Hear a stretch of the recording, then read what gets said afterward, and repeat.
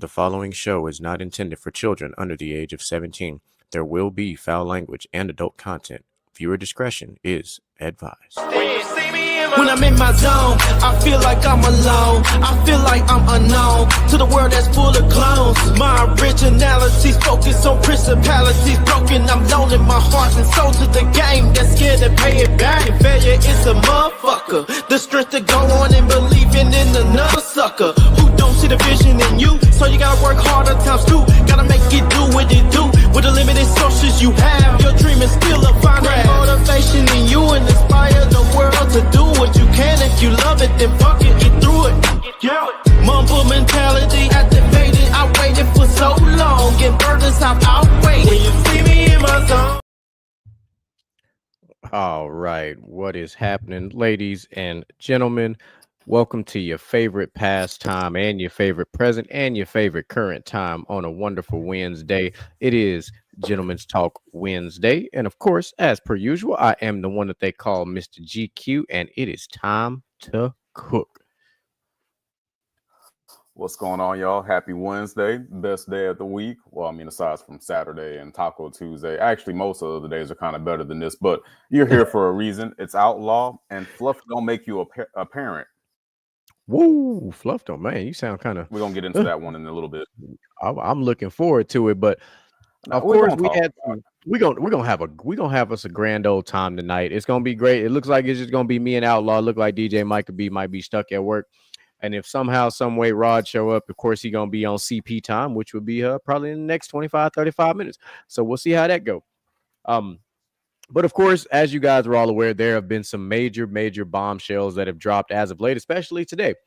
But before we get to the meat and potatoes of today's show, which, of course, if you've seen the thumbnail, we're talking about the breaking news about Marvel dropping that massive cast bomb. And, of course, by the name of the show, you see we saying Doomsday, Bey Bey, all day Avengers in 5. But before we get to that, I didn't tell the fellas about this, but we are going to also react to another trailer that just dropped not too long ago. So Outlaw, I'm gonna drop it on there and we're gonna get your nostalgic reaction.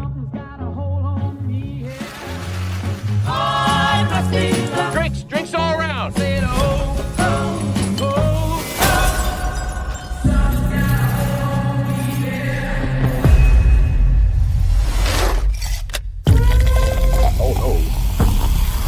Family, you don't get to pick the one you get. Just gotta love the one you got. I always knew this day would come.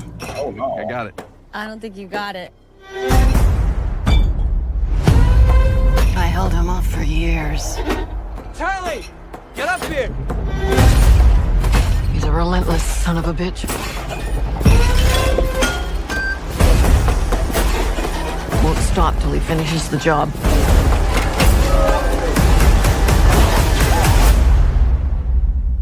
Death is coming for our family.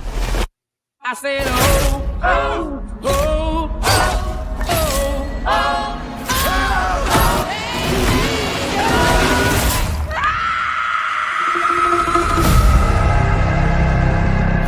Grandma, what's happening to us? Years ago, I had a premonition that started it all.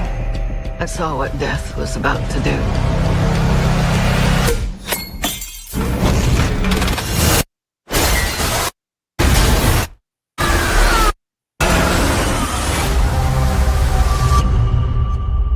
I saved a lot of lives that night. Everyone needs to get off the dance floor!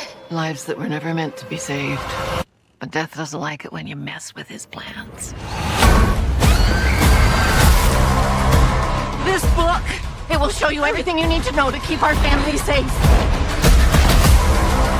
It all started with Grandma. Death is coming for us because we were never supposed to exist. Watch out! Only by embracing death will it pass you by.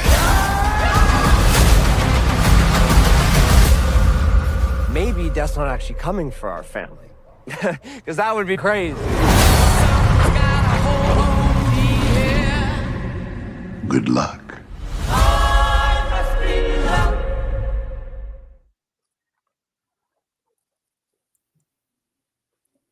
So I actually had not seen that trailer like at all. So, what are your initial thoughts on that nostalgic thing? Man, Final Destination got a chokehold on. I'm gonna say this: anybody born around about before '95, we don't drive behind log trucks for a reason. Final Destination got a hold on us. I'm looking forward to this shit. May 16th. So you've seen it. So, and the fact that they found a way to create a storyline that involved a character from the very first movie and full circle this shit. How in the hell does Final Destination have a cinematic universe? That is beautiful. I don't know, man. It's actually really interesting. And this is like the last performance by Tony Todd. Yeah. And the fact that it's modernized, it's about to fuck some kids up. Oh shit, man. Now this is a we can pass on that trauma. Fucked up. I'm tired of them watching TikTok and goofy shit. Yeah, they we need can pass on that trauma. Yeah, they need to be on some real shit. They ain't struggled enough. Yeah. Although this gonna get them. This gonna get them. We used to be scared to go outside. We used to be scared to mow the lawn. Man, look, she is scared to pluck some shit up.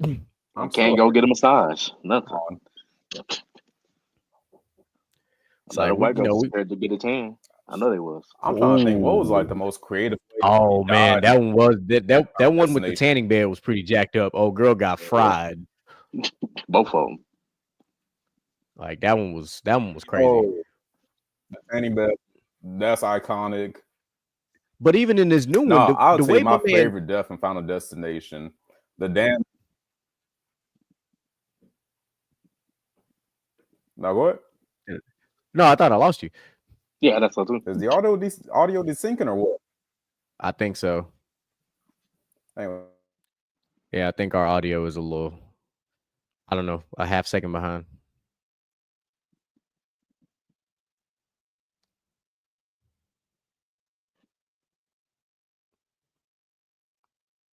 I can hear everybody.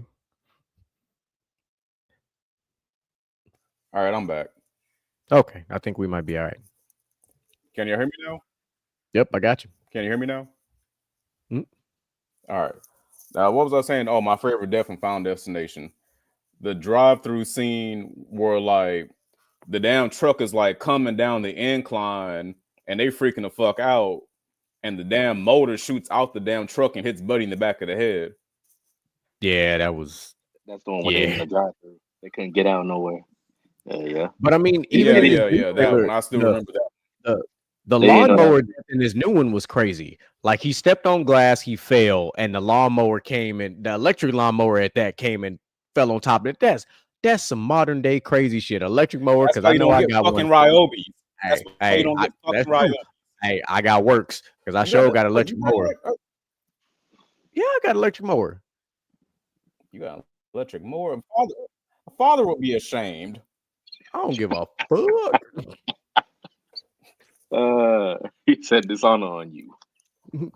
My leaf blower, my weed eater, everything is all powered by them 40-volt batteries.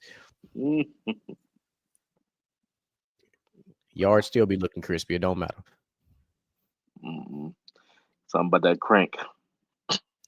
I'll say another destination scene. The fucking roller coaster. Like I didn't want to ride a ride for a long time because of that shit. No. One thing fell off the tracks. No. Yeah, one thing went wrong, and then the whole thing was terrible. Didn't they have a scene in the record store too, where somebody got cut up by a damn board. See the bullet? Yeah, I'm scared of the bullets. I was scared for the bullet for a while. For Akima, you never heard the bullet at Akima? Yeah, the bullet at Akima. That whole rickety. I be thinking today is the day. I really every time I be like, this might be my life insurance policy casting out on me. Oh Lord, that's all it takes. Take one screw out of place and you be out there flying into the water. That whole show will be rocking back and forth. So no, I think they designed it that way on purpose. Like, nah, save my ass. That bitch leaned to the left a little too hard, and we all gonna be out of there. One little snap, that's it. Little body weight out of proportion, that's it. You're out of there. Yeah, so I wanted to drop that nugget on y'all because I seen it. I was like, man, We ain't seen that trailer yet. I was like, let me drop that on screen real quick because that's I've seen teasers from it, but yeah. I never seen the actual trailer. Came out like I think either yesterday or yesterday or today. Yeah. Yeah, it came out yesterday. Came out yesterday. Because that then came out. We got coming up between Thunderbolts. Yeah, we got the Lilo and Stitch. The Lilo and Stitch live action look kind of dope. I don't like what it did with Prickly. I was expecting Prickly to come out with that bust down, with the bob. I was ready to see Prickly like that. Yeah, I want to see him. Prickly. I want to see him sashay that bitch, But nah. Fair enough. I don't know, man. These live action Disney movies been kind of some butt. Well, if you think about Snow White, it's getting trashed right now. Trashed right now. I didn't even like from the first trailer. I was like, this whole looked like some straight cheeks. Snow White wasn't even all that great of a story to begin with. I'm gonna say what I said. It wasn't. You got one female with 7 niggas in a house together. Please pause. We've seen this movie before.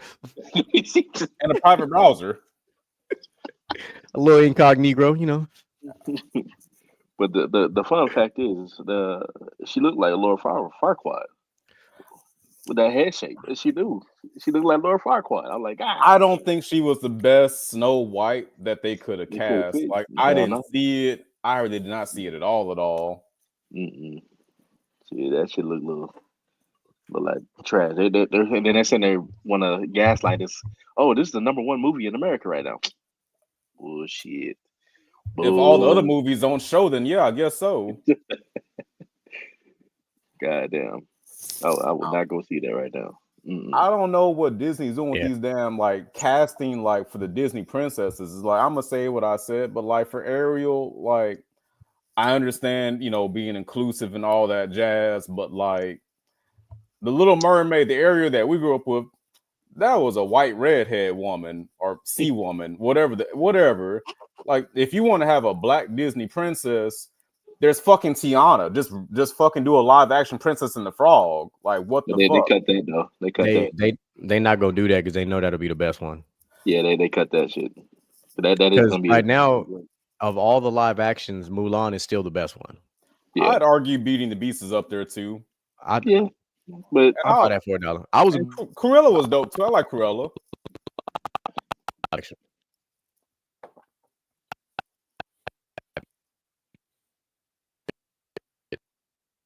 Mr. Gent, you hear that too, right? Yeah, okay, I'm hearing that too. I'm like, I don't want to say nothing. I didn't know if that was like my internet tripping on my brother's. Yeah, let me see if it shows up playing. Okay, I have no idea. Look, the fuck is that? Everybody should just start doing weird stuff. I was like, what's going on? Yeah, it sounded like the Grudge just come out your mouth, bro. Hold on now. Boy, started sounding like a Democrat. Look, I don't know, man. It's just it's been kind of tripping like the last 13 minutes. There you go. There you go again. Yeah, look. So, Xfinity are we doing all some weird having a shit. spaz attack, or is it just you? Look, somebody big. Now you can hear it on the thing. It's just him. I think it's just him because like you've been fine like this whole time. Like, but he be here. God dog. Damn, fix that stutter, boy, today. Come on. Well, shit. I guess we're gonna have to just keep it rolling until my brother get back. If Xfinity allows him to. That's some shit ass internet. I had Xfinity many moons ago. Sorry, I got completely kicked out the studio. I don't know what you did differently, but like you sound a lot better already. Yeah, I didn't do anything but get kicked out the club. Yeah, that's funny. I'm sorry. Damn. That's all. And damn, okay. Now my you don't even go here. This is a whole different view of your setup. I know. It's my back screen and shit. It's kind of creepy on some Final Destination type shit. I'm not gonna lie to you. Like I could just imagine somebody like walking out the darkness and snatching your ass. No homo. You know that probably would happen. Pause. Why you say it so calmly? Hey, look, it's 2025, my brother. Anything is possible. The Diddy gonna come out of nowhere and get your ass. I'm gonna Take that throw butt. some Diddy mist on you. Oh Take no, that not butt. the, not the, no. Mhm. Take that. Sorry, it's the tequila. All right, I'm trying to see if it'll let me. It won't even let me change my background no more.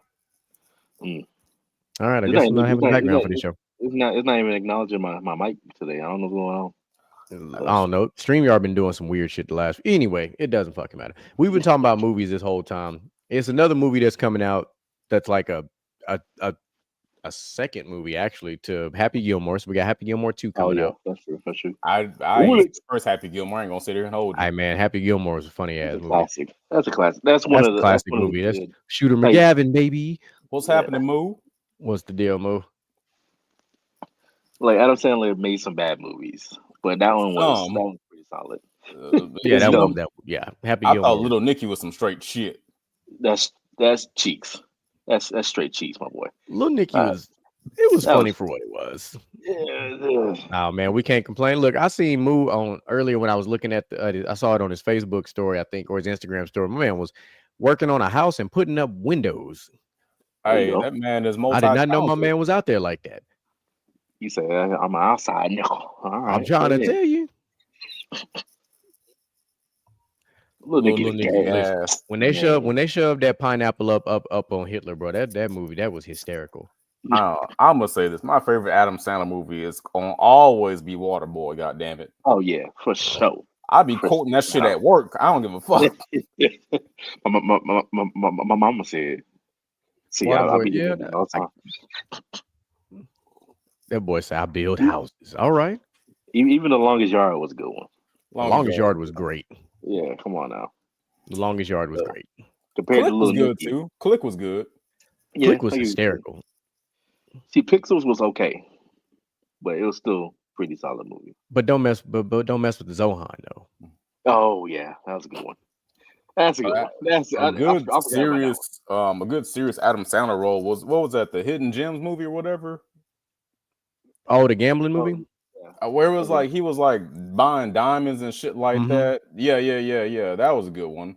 Oh yeah, that's Hidden Gems. Then there's the other one that was after that, the basketball movie. Like, Adam can hoop now. Come on now. Yeah, Adam can hoop. Remember he also made that was it 25 Days of Christmas, the animated film. That shit was funny. Oh yeah, that was funny. That was some gas. Yeah, that was funny. That was a good and then one. of course the movie means more to us now than it did when we were younger. But Big Daddy was a great movie. Yeah, because we all got toddlers that over there. Kangaroo song. That scene hit a lot harder now, don't it? I feel like Adam Sandler movies and like Jim Carrey movies made up our childhoods. Like I stayed watching them fucking movies. Oh yeah, you stay with that and anything that Eddie Murphy did. Yeah, Pops loves Norbit. I don't understand it, but he loves that shit. Norbit was funny, but there's a lot going on there. There's a lot going on. All pun intended. There's a lot going on there. I see what you did there. Oh shit! No, that was Norbit. Lord have mercy. But we had Nutty Professor growing up. So that's a good one. Nutty Professor 2 with the clumps, like the clumps, or he played his whole family. It's like we keep telling people. I was like, hey man, there would literally be no Tyler Perry without Eddie Murphy, man. Like it wouldn't. He did it first. Hey, and Eddie Murphy, low key, like talented as all get out. Nigga can fucking sing, dance, make you fucking laugh. Hey, he can play he serious likes roles. to party all the time, party all the time, party all the time. Yeah, that nigga played the shit out of fucking Dreamgirls. Like that nigga. Oh yeah, talented. Oh man, look, his stand-ups are still goated. Like he is two of the greatest stand-ups of all time. Like between Raw and Delirious, like those are sensational. Anybody that can go on stage in a red leather suit is. And I think he was like only about 20 when he did that stand-up. He was a young cat. Like he was like what the kids would say nowadays. The aura he had back then was absurd. He had that drip. He had that shit on. My man was able, because that's around the time, he had Beverly Hills Cop 1 and 2. He had Coming to America already. Like he had a lot. He had Harlem Nights, one of my Harlem Nights, my all-time favorite Eddie Murphy film. I enjoy He hadn't done Dr. Dolittle yet. that came out a little bit later, but he had gotten ready to do the first Nutty Professor, and that's when we saw Dave Chappelle for the first time. For a lot of people, Mm-hmm. a lot of people forget that he played Reggie. See what's happening, China? What's happening, Miss China? So just having some nostalgia moments, thinking about how we grew up, which was literally top tier. I mean, think about it. We had in living color, so we had Jamie Foxx, we had Martin Lawrence, we had Jim Carrey, we had the Wayans family. I can't even say brothers, the Wayans family collectively. That's how you fucking know Jim Carrey get to play at the fucking cookout. He was like one of the only white motherfuckers on a black comedy show, and he was funny as fuck. My man had the styrofoam plate with the foil on it. He got 2 plates because them plates is flimsy. And he had the purple Kool-Aid on deck. Yeah, no, definitely a trendsetter. And Eddie Murphy, you know, he was fucking because he got one of the Spice Girls pregnant. You know, he had some riz. He was one of the originals that the culture tried to get rid of because he married a white woman. Couldn't tell him nothing. Mm-mm. And still with her, if I remember correctly. They still together. So. Man, whatever they got to say about Eddie Murphy, fuck it. Absolutely. You know who he is. I know who he is. He for the culture. That is somebody on Black Mount Rushmore, in my opinion. Absolutely. You talking about like on the comedy Mount Rushmore? Even the comedians now, like they like your Cat Williams and all people like nah, like Eddie was like Eddie. That's look what Moose said. Can't tell niggas. Hey, he'll fuck your shit up. He'll have you won't be able to say nothing. Eddie Murphy could probably roast your ass so bad you go sit in the shower and cry. Like he's on a short list of people I would never want to be roasted by. Like Eddie Murphy, Bernie Mac, Eminem, Cat Williams. Like I don't want no smoke from none of them. No, like none. I'll just go sit in the corner. Brother, I would just leave the premises. I'm like, I'll leave the state if you want me to. You're not finna get me like that. No, sir. No, not I. You're not gonna have me on a goddamn montage. Oh no. You're not finna have me on some roasted Tom Brady type shit. Hell no. What you sipping on, Brody? Oh, good old fashioned. Just some C4. Okay, C4. Crack in a can. I've been sipping on Nas at work. That shit like just basically legalized crack. Oh, the orange and blue and black can. Yeah. Well, I don't really like it. It ain't very strong to me. It just tastes like shit. What they fucked off was the red lines, because the OG red line recipe. Hey, I miss my red lines. I lived off a red line extreme. That was my shit. You will be hearing colors and seeing sounds on that OG red line. And I want to do that again. And they tell you the serving size is half of the bottle, and the bottle about yay big. And I want it back. I wants it and I needs it. I don't even see it in stores no more. Bro, I ain't seen it in stores. And then they had Red Line Princess. I don't know what the fuck was going on in that purple bottle, but they had that shit too. It's apparently for the ladies, but I just imagine with this generation of gym goers and everything, I'm like, look, I don't drinking a Red Line and going to the gym. You will die. Your heart will not be able to take that. I mean, that's what I used to drink for pre-workout. But I'm from the age between that, the old school Jack 3D, the old Four Loko, the original C4 before they fucked it up. I feel like Monster tastes different now too. If I drank a Four Locos before I went to the gym, we're not going to the gym. If you drink a Four Loko, your night is gonna end of one of two ways. You're gonna be sitting in your car or sitting halfway outside your car. Yeah. Factual. At some point, Mr. Jen gonna come back, and then we will drop that. You know what? We'll save it. You said you had one of them things queued up. Fuck it, we'll do it. They'll save us some time. Let's get to it.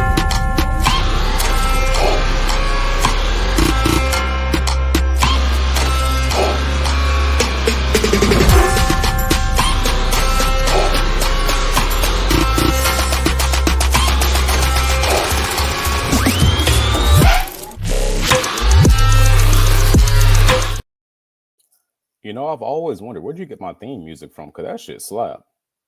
I got it from royalty-free YouTube music. I was just digging through songs and listening to stuff, and I was like, I wish I could tell you why it made sense for you, but like when I heard it, it sounded borderline diabolical, and I was like, that's the one. It's like if the Saw theme had a baby with like what would be a good co-parent for the Saw theme? That Saw theme fucking slap. Yeah. It'd have to be some kind of a like Saw meets System of a Down. Yeah, it's like really gritty and grungy. Like, yeah. Maybe like a smidge of Rob Zombie sprinkled on top of there a little bit. Like if Rob Zombie like masturbated on top of the Saw theme, that's how that music sounds. That was fucking horrible. Why the fuck did I say that? So what is the God?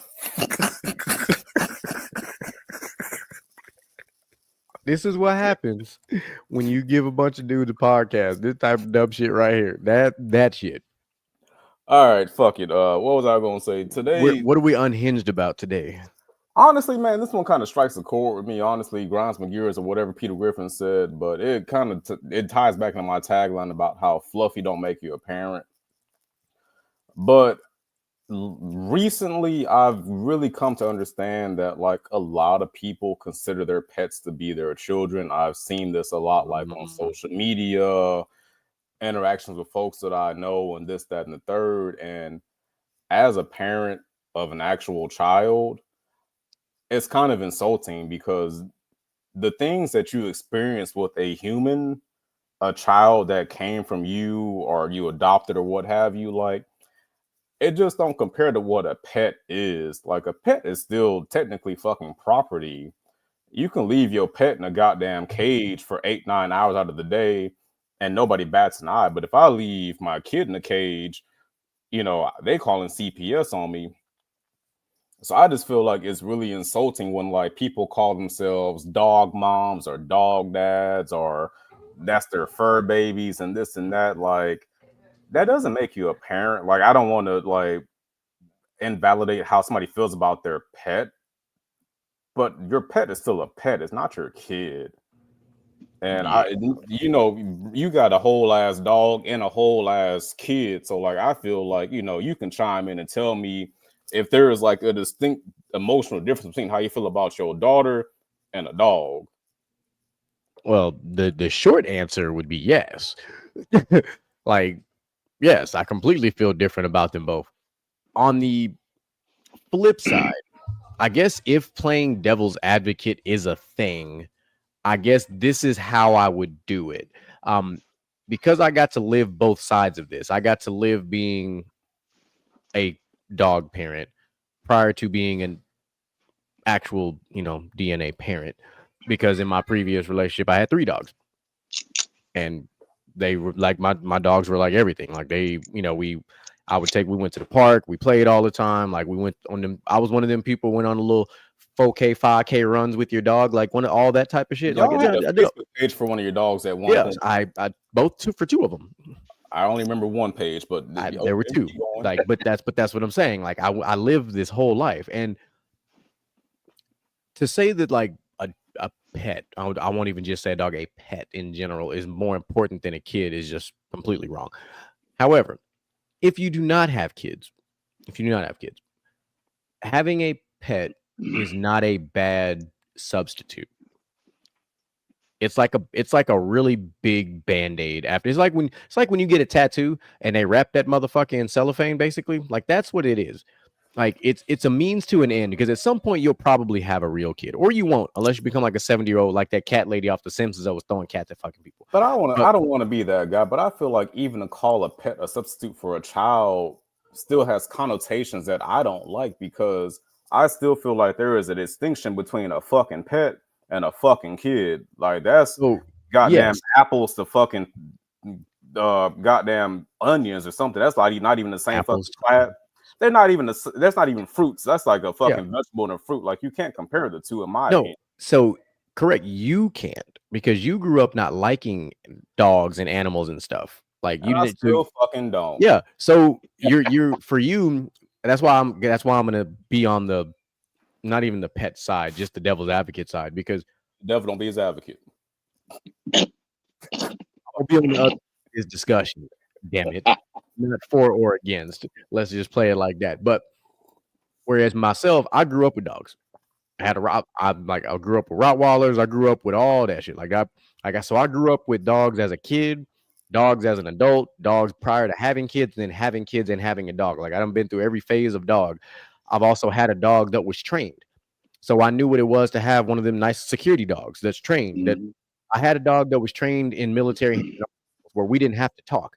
So if something happened at the house, him and I were on the same schedule. We were synced. We would pop up out of the bed together. So if something happened, he could go, I could let him out the back door. I go out the front door. We do our little 360 loop around. So like there's levels to being a pet owner. And so it's why I said you speaking it from one side. So I'm going to speak it in totality from the other side, because I've had all facets of dogs. I've had lazy ass dogs. I've had security dogs. I've had that goof ass dog I got in there right now, who's just a big ass kid. He is a big ass kid. Like he's 70 pounds and likes to lay on you like he's 20 pounds. And like, bro, get your big ass off me. Got a baseball bat for a tail. So if he pop you in the shin and feel like you hit your leg on one of them metal bed frames, like, yeah, that's how his tail feel. Like you want to hit you with them Peter Griffin. That's how he shin. But I also understand what you're saying, because you're talking about it from the extreme perspective. Those people who see they see dog or pet in this case, and they're like, that pet is their everything. The same way that we care about in this case, our actual kids. And those people are interesting. Interesting choice of words. It's Mr. Jen Smile for me. Oh shit, I have to. Yes, but it all comes out. I can be the same as GQ. I've had a dog that when I didn't have kids meant the world to me. I'm like, that's my dog. I come back home to my dog. I can't wait to get home to my dog. You know, that was my nigga. We rolling. Hey, hop in the car, let's ride. We go to the park, go hike, do some shit. You know, we outside doing something. Yeah, and I've even seen them for like a lot of my veteran friends that have like emotional support animals and service animals. Like I've seen them and they're reliable as shit. Like I've even seen, I watched it actually 2 weeks ago. I watched of this video on TikTok of this lady. She has a dog that is there in case she has a seizure. Yeah. And as she's going, the dog can sense that she's having a seizure. The dog helps her lay down. Then he has a towel attached to the refrigerator to open the refrigerator to pull out like a bottle of water or whatever she might need. Like I've seen like dogs on and even in my job, my other profession, I had a dog whose entire job was to sniff and find bombs like I do. And that's like, I'm not going to have my kid out there. And you know what? That's an excellent segue to my next point. I'm about to be, if you're going to be the devil's advocate, I'm about to be fucking Satan's fucking #1 fan right now. I got some heat for your ass. Turn up the heat. That's the way you put it. Turn up the heat. No Miami. I understand and respect all the points that you made. Pets do have a special place in some people's families and their hearts and all that. I understand that. I love service animals. I think that's like the coolest, greatest shit ever. Like you can train a fucking pet to be more than just shitting on the fucking rug and, you know, eating their own fucking shit and vomit. I love that. But here's my thing. If people can really sit there and call their pets their kids with a straight face, if you called your fucking kid a pet, we would look at you fucking sideways.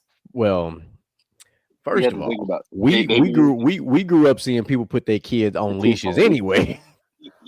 And that's fucking controversial. It's fucking controversial. So how can you fucking equate a pet to a child and it's supposed to be okay?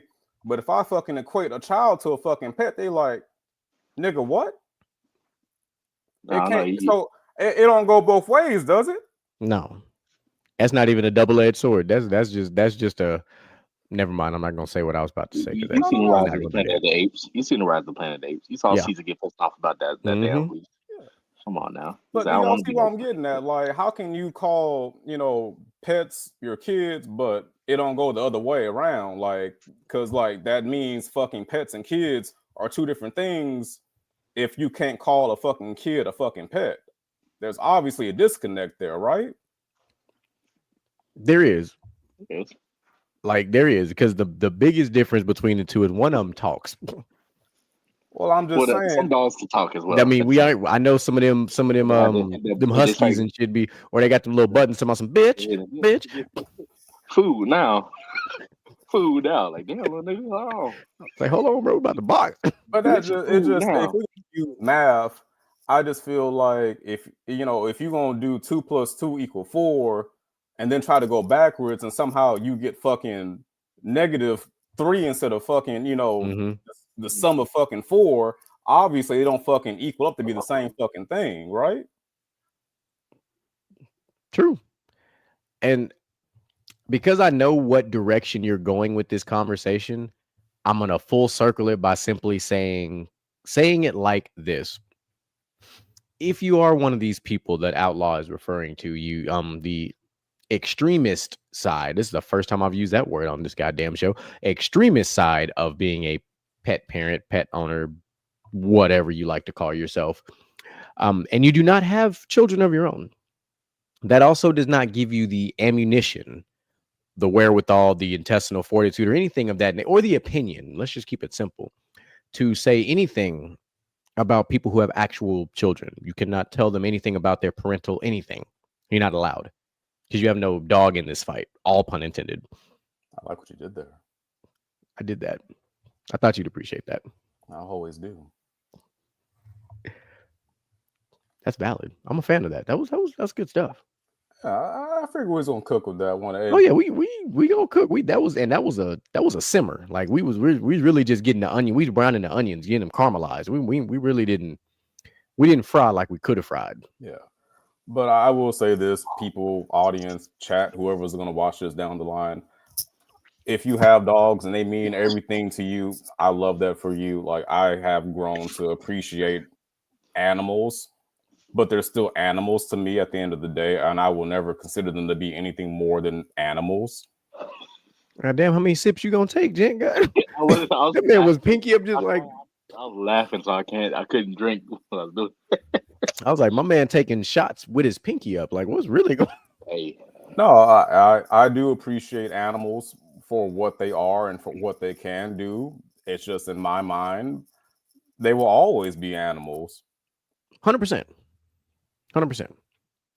Like, I do not disagree one bit.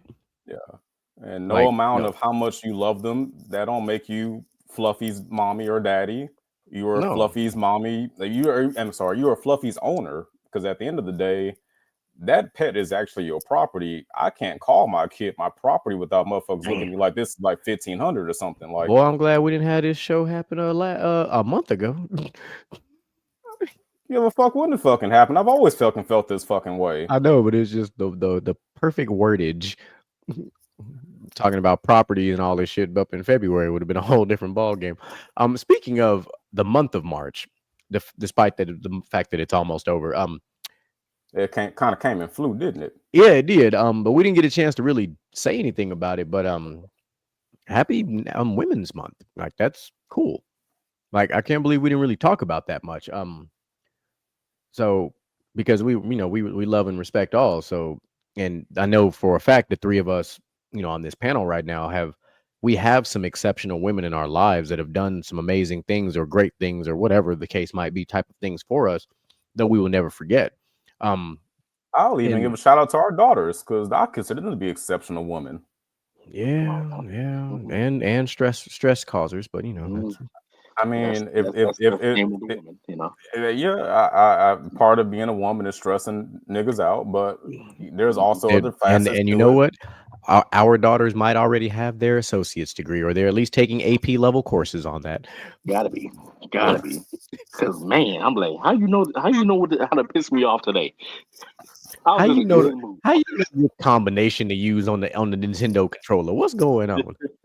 I saw something on Ashley's story the other day where Calista was like just laid out after having a fun ass day, and just like, I was just like, God dog, I don't miss some days. Like, you don't have to. Oh, that was that was Saturday. Yeah. Because we went to the park. We went to the park. Well, first we went to brunch with moms and the sisters and everybody, and then I'm surprised Jen ain't heard about this. I'm surprised Mike ain't told you about this yet. But then we had after that, we went to Roseland Park and we played ball. So we played basketball. So me and Micah, Jamali, all the old crew, we all got out there and hooped for a good 4.5 hours. I saw Micah Saturday. That's crazy. Yeah, well, then because he came over there from Channelview to come to the park. So we hooped for about 4 hours. I pulled some people out of retirement. It was great. We won 7 straight games on some, so we was in there like swimwear. A lot of shit was being talked, but I know he might be listening. So if he is listening, Barry Jones, you was talking all that shit and you ain't even show up to the court on Saturday because you was going to get this work. But since you wasn't there, don't worry. We got next Saturday. Don't miss out. Earl, I knew you couldn't be there because you was in Dallas, so no big deal. So I ain't got no games this Saturday. So no, we don't either. Well, I won't be there Saturday because I got training this weekend, but I'll be there the following Saturday.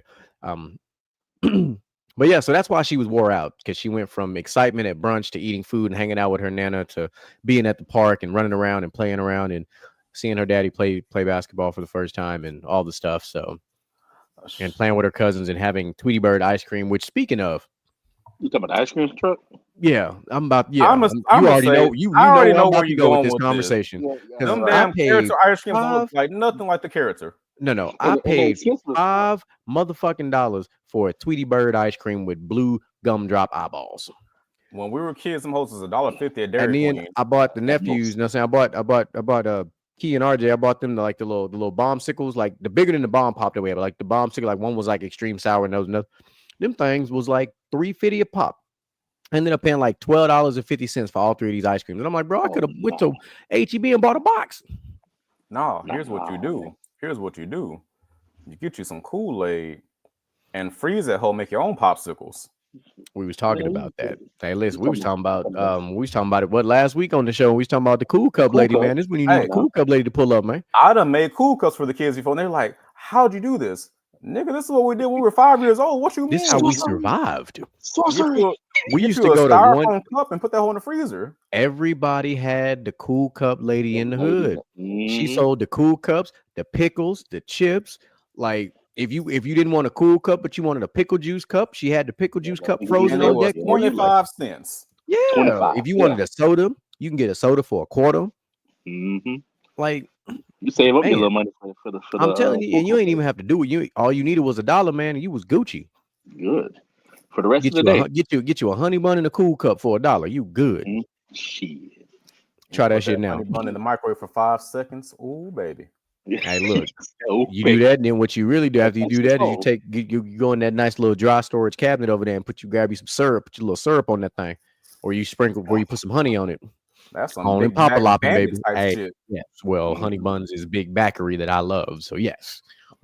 On some butter blood baboon type shit. 100%. Baboon is crazy.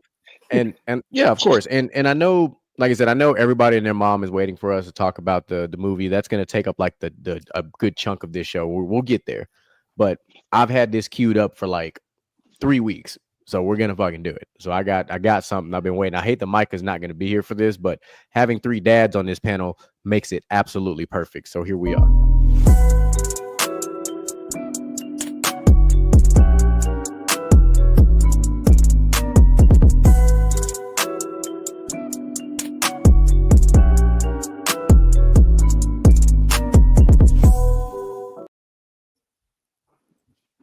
All right. So like I said, there's been a lot going on, of course, and it's ironic. This video I'm going to show, it's ironic because it is going to, the character involved in the video is going to tie into our final conversation when we talk about the breaking news for the night, because it involves Anthony Mackie and his interview that he did on the Pivot podcast. But there's a very specific part of it that he talked about that I was a big fan of, and it's going to line up with the way that we all grew up. So, well, mostly me and Outlaw. I'm curious to find out about how Mr. Gent grew up when we talk about this. So I'm going to cue that up, and then we're going to talk about it. I keep my boys humble. Like, my boys have never had a pair of Jordans. You know, my boys don't do all that internet fly shit. I'm like your kids. And no, I don't give a. I could be the biggest star in the world. Do not let me catch you being stupid. Do not. And my oldest gets it. My 15-year-old, he tells the other ones, he's like, yo, don't make dad mad. Because once you get one that's right, he gonna straighten the other ones out. So it's just that thing of, in the past 20 years, we've been living through the death of the American male. They have literally killed masculinity in our homes and our communities, for one reason or another. But I raised my boys to be young men. And however you feel about that, you feel about that. Right. But my boys will always be respectful. They will always say, yes, sir, yes, ma'am. No, sir, no, ma'am. They will always say thank you. They will always open a door for a lady. They will always make sure that their mother is taken care and provided for. They will always be men. And that's always, since they were 2 years old. Every time I left for a job, I tell my 15-year-old, you're the man of the house. You make sure these doors are locked every night, this alarm is on, you text me or you call me every night before you go to bed and you wake up. I love that. Because we're men. If I'm not there to protect, he got to be there to protect. Because you can have all the money in the world, climb through the window, that money means nothing. Right. You can have all the celebrity in the world, jump through the door, that celebrity means nothing. Yeah. So you got to have a little guard in there, you know? And so for me, it's always that idea of American masculinity is very different.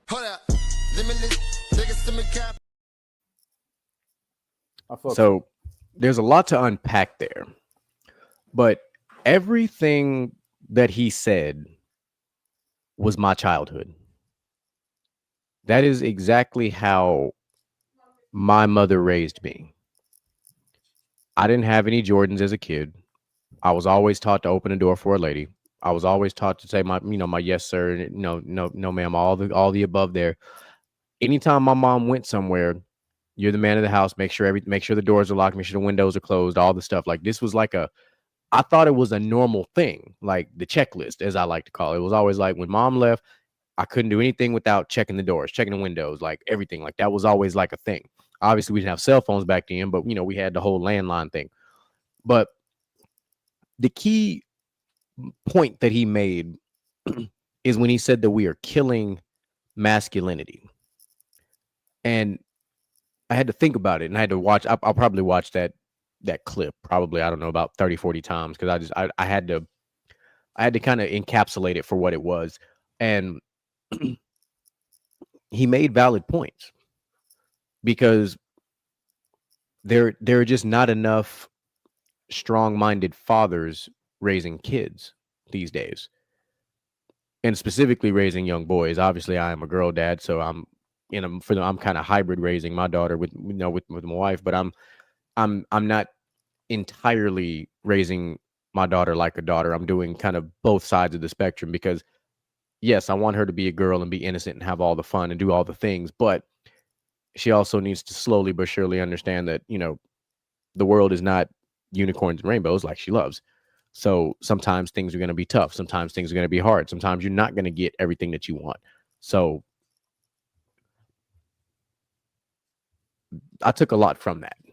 So, Outlaw, what were your initial thoughts and feelings when you caught what Anthony Mackie there said? I feel like, he is a father who's trying to teach his sons to be responsible and humble. And I feel like that is something sorely lacking today with today's, as we will call them, YNs. I feel like a lot of YN behavior kind of goes back to, they didn't have dads growing up, and they were basically raised by, single mothers who were probably trying to do the best that they could for their sons. But there's only so much that one parent can do on their own. And it's not to make disparaging sentiments about single parents.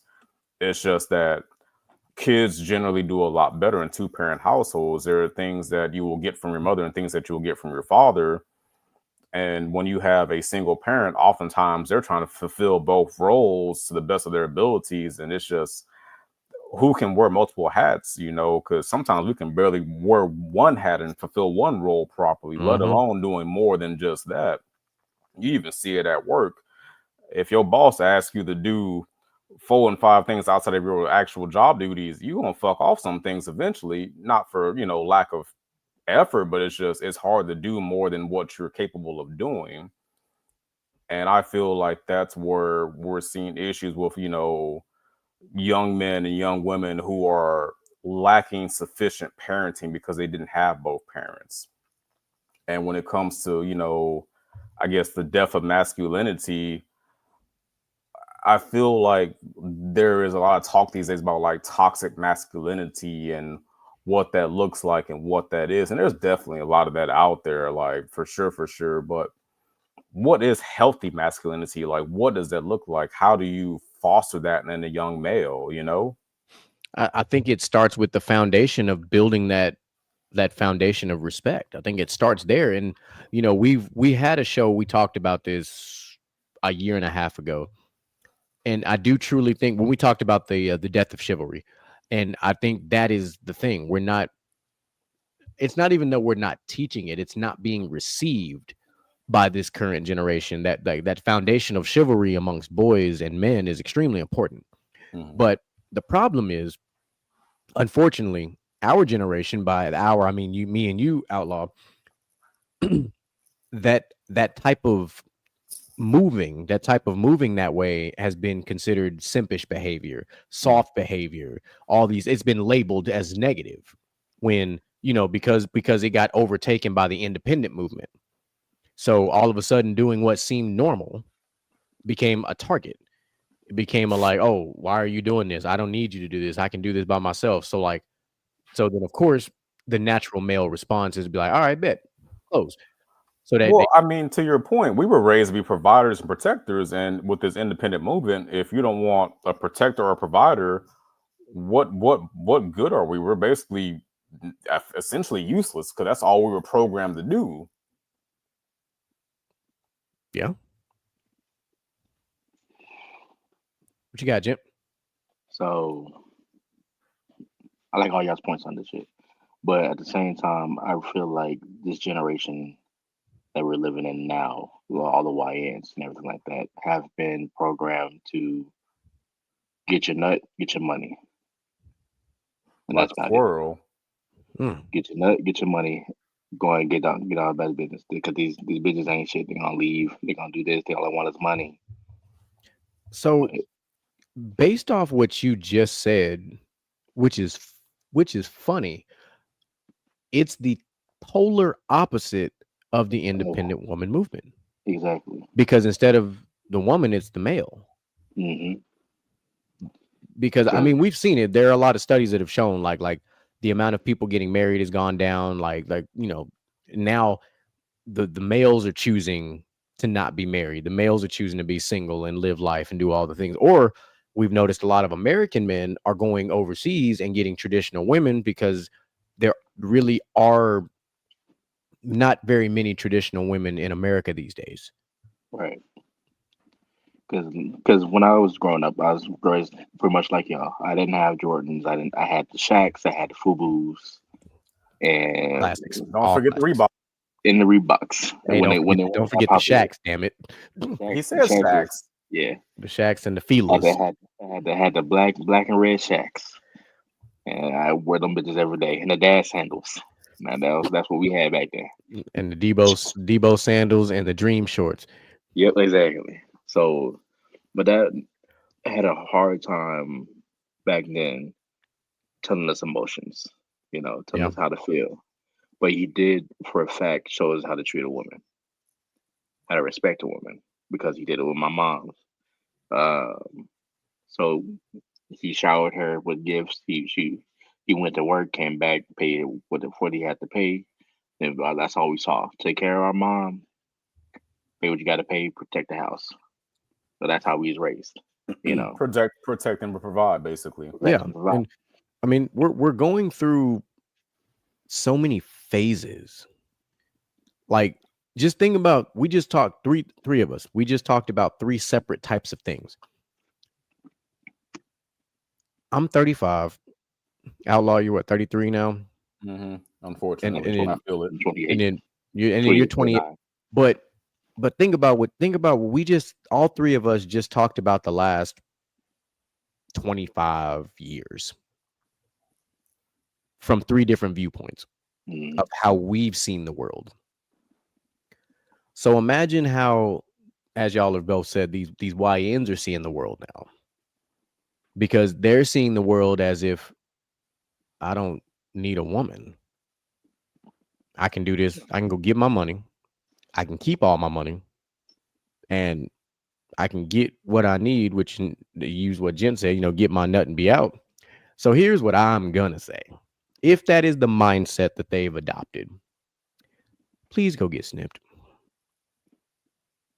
I mean, if you're gonna be out here running free, I mean, But you that's the might as well problem. protect They're not going to do that. These women out here seeing, say, the men out here getting money, and they see the money, so they're like, "Oh, I'm okay with having a baby because he can provide."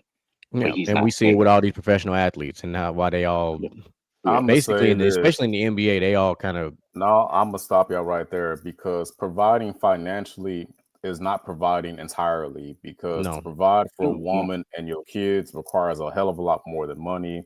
It requires being present, engaged, emotionally supportive. It requires a lot more than just fucking making sure all the bills is paid. Right. But Agreed. we didn't necessarily learn that till later. Oh, We absolutely. we learned more financially first. We didn't learn emotionally until Well, pumping our head a few we times. didn't. It's not that we learned financially first. Financially was forced on us first There you because go. the immediate reaction is put them on child support. Yeah. Not let's sit down and talk. Let's make a plan. Like there was no rational thought process, and there's fault on both sides because of course we got there are runaway dads who like, oh, I'm not trying to have no kid, and I'm Ain't so take we've care of seen no it from kid. all perspectives, but I do feel like if more conversations were to actually be had and it not be like, oh, I got his baby, I got to get all this money, like why does it have to be about that? Because it's really not about the money. There's a life involved now. There's Right. a tiny person. There's a tiny person. Let's just call like I like that's my favorite phrasing. Anytime there is a tiny person involved, there needs to be rational conversation and planning. And it does not have to be solely around financial stuff. Because what if the mother decides to carry the child to term, but the mother does not want to take care of the child? And that's And kind of something where it's there's nothing wrong with that. But give that father a chance then. It's like, you know what? If the mother does not want it, then fine, let the father have the kid. But that still doesn't mean, even if the mother gives the child to the father, that the father, oh, I'm about to put you on child support. That's not even what that means. Like, it just means come to a rational realization and do what is best for the kid. Because So it's not like, always like what's best for the kid is not always put the dad on child support and the mom keep the kid. It's not always, that's just the status quo is what that is. But it's not always the case. It's not always the best scenario. right. And I believe when, say, you have a son, that son needs to have that time living with his father. If you aren't together, that son needs to go live with his father for a good amount of time. I wouldn't say always. I would say forever. But I mean, there's some knowledge that the dad can give, but the mom can't. So and And I I that see feel what like it works I on the see other what you side said, too. but I raise it the opposite when it comes to like when you talk about daughters. Like so you I think don't that you like think daughters need to be with their daddy too? I daughters feel being like raised without their fathers is a Yeah, I know. tough. I'm not That's saying think I'm tough. not saying would have raised without. I'm saying like as in like because right now we all are very present in our daughter's lives. So I'm very present in my daughter's life. One lives with me, the other one lives 5 minutes down the street, and she sees me damn near every day. So I'm very present, but at the same time, I know she needs to live with her mother right now because she's going through the transitions of ladyhood. yeah, Yeah. So, I but get when what I you say could from about Mr. father J. and stuff, it's like you need to be with your father because you need to learn how to be a man and to be in a man's house and what men do I see what you compared got to a going on in woman. that Like, skillet over there. and then go. You can learn how to love your mother by being around your mother and see how your mother takes care of you. But at the same time, you need to see how your father takes care of things. Well, not only that, Mr. Jen, I feel like when it comes to daughters, like they need to be around their dads because, well, ideally healthy fathers, of course. But it's Yeah, like yeah. Yeah, I feel like a lot of women base I guess, their perspective on love and relationships and like men around how their father treated them. Like a lot of women I've dealt with, they have trouble relationships with their fathers, which Mm-hmm. leads to having troubles with men, of course. And I feel like the best way to approach it is Spot like on. if all mothers are not. Yeah, you're right. It's trying to cooking. In an ideal, her cast iron is hot too. In an ideal world, I feel like a daughter spending time with her father will show her how a man is supposed to treat a lady. That part too. This all goes back to what I was just kind of referring to. Like, this is what happens when you also out here not protecting yourself. Oh, absolutely. Like we all know what happens when you have that unprotected coitus. Yeah, we know. Yeah. But I also feel like and it's probably going to happen sooner rather than later. I do think at some point there will be like male birth control. I think that's going to be a thing. In the meantime, I wouldn't personally, I wouldn't recommend the men take it. I really wouldn't. And here's why. Here's my main reason why. We see what happens when women take birth control when they get off of birth control. All the hormonal imbalance. Now, I am a science major in college. So seeing the hormonal imbalances, what the fuck's the polar opposite for males? Are we going to have crazy ass levels of testosterone, anger issues? Are we going to have like roid rage? Like what kind of possible repercussions are we going to have? And do you want to be around that? Right. Like it's much smarter. It's much smarter to just go ahead and get that vasectomy because it's reversible. Like, I feel like at some point, and this might be very extreme to some people, but I feel like at one point getting a vasectomy is going to be as normal as us who got circumcised. That's how I feel like it should be. Like when you turn about, 14, 15 years old, you go get it. Because that's about the time when boys start doing what boys do, for the most part. Some start earlier than others, but 15 is about average. But I would say just imagine how much smarter for more fucking condoms. Like they're out there for a reason. But nobody wants to wear them. That's the thing. Like, and if you don't want to wear them, there are consequences of not fucking wearing it. You either got a fucking kid or your fucking dick is burning. If not both. Yeah, those people saying I'm allergic and all that stuff. So yeah, but they made lambskin and all that. But at the same time, let's we can expand on that completely. Listen, there also are seatbelts in the car and people don't fucking wear them. There are also speed limits. People don't follow that shit either. Like, there are always going to be those who decide that the rules don't apply to them, even though they really apply to all.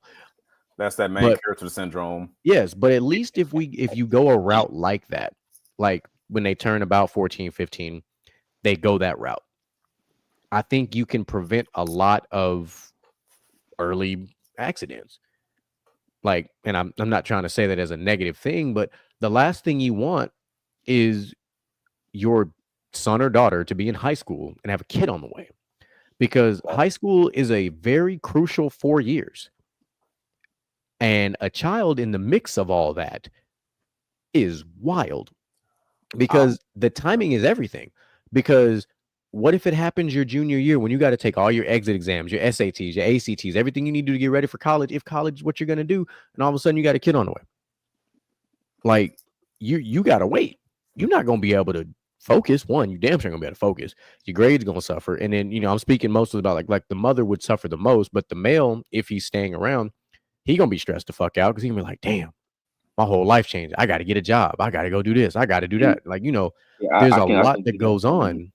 I lived in that because due to the fact that I was in college, going to college when I was having my firstborn, and I had to put everything on hold because I wanted to try out for football or everything like that, and get on the team and go play ball, do well. But once my baby mom became pregnant, all that became a whole. I had to go get a better job. I had to go do all this other stuff. Like literally, school just got pushed to the back burner. Mm-hmm. And I feel like if that didn't happen, I could be living a totally different life. I don't regret having my daughter, but at the same time, that's two different lifestyles. Yeah, no, for sure. And then what China said here too is also spot on. Like, because fuck all that. Dudes be out here really just be just slanging PP for the streets and not thinking about the repercussions. Right. Now, I ain't saying there ain't some ladies out there that's like that, but we know dudes are a lot more notorious for being like, hey, if I can get it, I can get it, and they don't care how they get it. But then they don't realize what's gonna happen if you put the, you only got to get burnt once. There's a lot of guys out there who see a hole and think it's a goal. Yep. That's all. They're like, oh. And then there are females out there that be, poking holes in condoms and, taking the stuff out and try to put it back inside of them. So it's both sides. Yeah, so, I've heard of them kind of crazy ass horror stories. cuts That both shit is ways. insanity. Mm-hmm. I'm gonna say this as somebody who actually would have been a dad at 18 or 19, but things happened. I know that if I would have been a father that young, I would not have been a very good one. I was very headstrong, selfish, immature, all the not positive things about, a teenage male at that time. I didn't want to be no fucking dad. Like I was trying to. I would have been I would have been a disaster. Yeah, it'd have been a fucking crash out session. That kid would have probably had a horrible fucking life. Like I don't think I would have pulled it together at that age. I'm just gonna be here honest. See, I at didn't 19, have I had my yeah. At 19, and I was immature. I was out there smoking. I was out there partying, and I wasn't a good father the first probably 2 years of her life until it snapped to me. And like, nah, I can't keep living like this. I'm glad you turned it around. Given the way my life went, that young, no. Yeah, no, the way my life went from 18 to 27, nah. Right. Nah. 27 is crazy. Yeah, no, but that's because I have my life chronicled out from 19 to 27. It's very, very much not related to have it was not conducive for kids. I'm gonna tell you that right the fuck now. At all. I made a conscious decision it was fucking horrible. With my daughter's mother to have, I was 27. She ended up being born when I was 28. And she was planned. I wanted to have a kid. And it's the best thing I've ever done. But like if I having her at 28 versus me having a kid at 18, fuck no, hell no. That'd have been a horrible fucking experience. I'm just saying that to be real. Like, no. Fuck no. The best thing that happened to me was becoming a father in my 30s. You're a different person, after your brain developing at 25. Like you got your shit mostly together. You lived the life that you wanted to live. Well, and that's the crazy thing. I had my shit together in my 20s, just not for a kid. And that's a very valid point. There is a you that was put together for you and yourself, and there's a you that's put together for you, yourself, and your kid. I was put together selfishly for me, and that's okay. I have zero problem in it.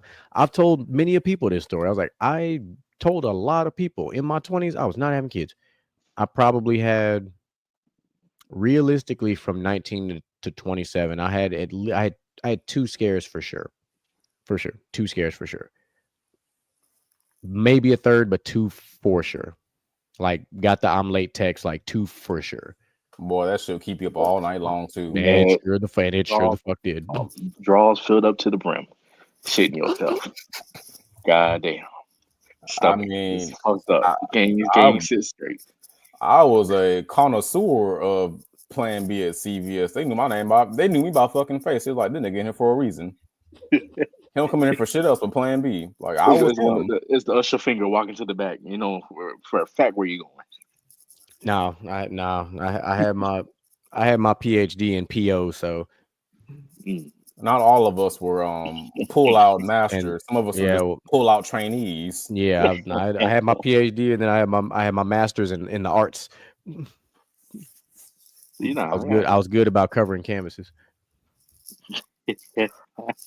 But suffice it to say, I feel like you and me having our children later in life, it was better for us given what we had going on, because you and me at back in our late teens, early 20s, mid 20s, hell no, fuck no, don't pass go. Do not collect any money. No. Be broke forever. But I also respect the young parents, the teen parents that I know who pulled it together for their kids. Like, fuck the bullshit. Our sister, she did it, and she's done better than all of us. Exactly. Like, there are definitely some teen parents who got their shit together from just, I'm late, I'm having this kid. They pulled their head far to their ass and, went above and beyond. Yeah, they locked in. Yeah, well, and I think in the crazy thing, we talked about this, like me and my sister had talked about this. It was like her timing was perfect because she had our oldest nephew mid-December, which was during Christmas break of high school. So when Christmas break was over, she was able to go back to school. Went to school. Yeah, like so she really didn't miss a lot of time. Like the timing was perfect. I've never seen that before where the timing was so perfect, but it was. Right. Like you couldn't have scripted that any better. Like you couldn't have written a story better than that, except like because obviously being born on Christmas would not have been the move, but mid-December made a lot of sense. Yeah. And then you have our dad who had 4 kids at 19. And August. Two in August, 2 in October. God damn. And then all of a sudden one popped up in September and then another one popped up in May. Our dad loved him to death, but he didn't have it all the way together until, our sister was born, our last sister. The first 5 of us, the first 4 for sure, he was kind of like still on some YN type shit, but like he got his life together down the line and became a tremendous father, but some folks don't get it together that early. And that's just kind of how it plays out generally with like teen parents. Like they don't get it together and they keep having more kids. And then next thing you know, they 25 with 6 kids. That's it. I mean, listen, the crazy thing, look, China, the crazy thing is that ain't shit. Our grandpa had him beat and then some. 2 of his brothers had him beat better than that. Yeah, like our lineage was not built for PhDs and PO. Like my brother was the first to get his PhD. I maybe got an associate's in it at best. No. You at least got a bachelor's. Yeah, I'm like, you should be fine. You only got one. You got a bachelor's. Now Mr. Gent got his certificate in process tech. Yeah. No.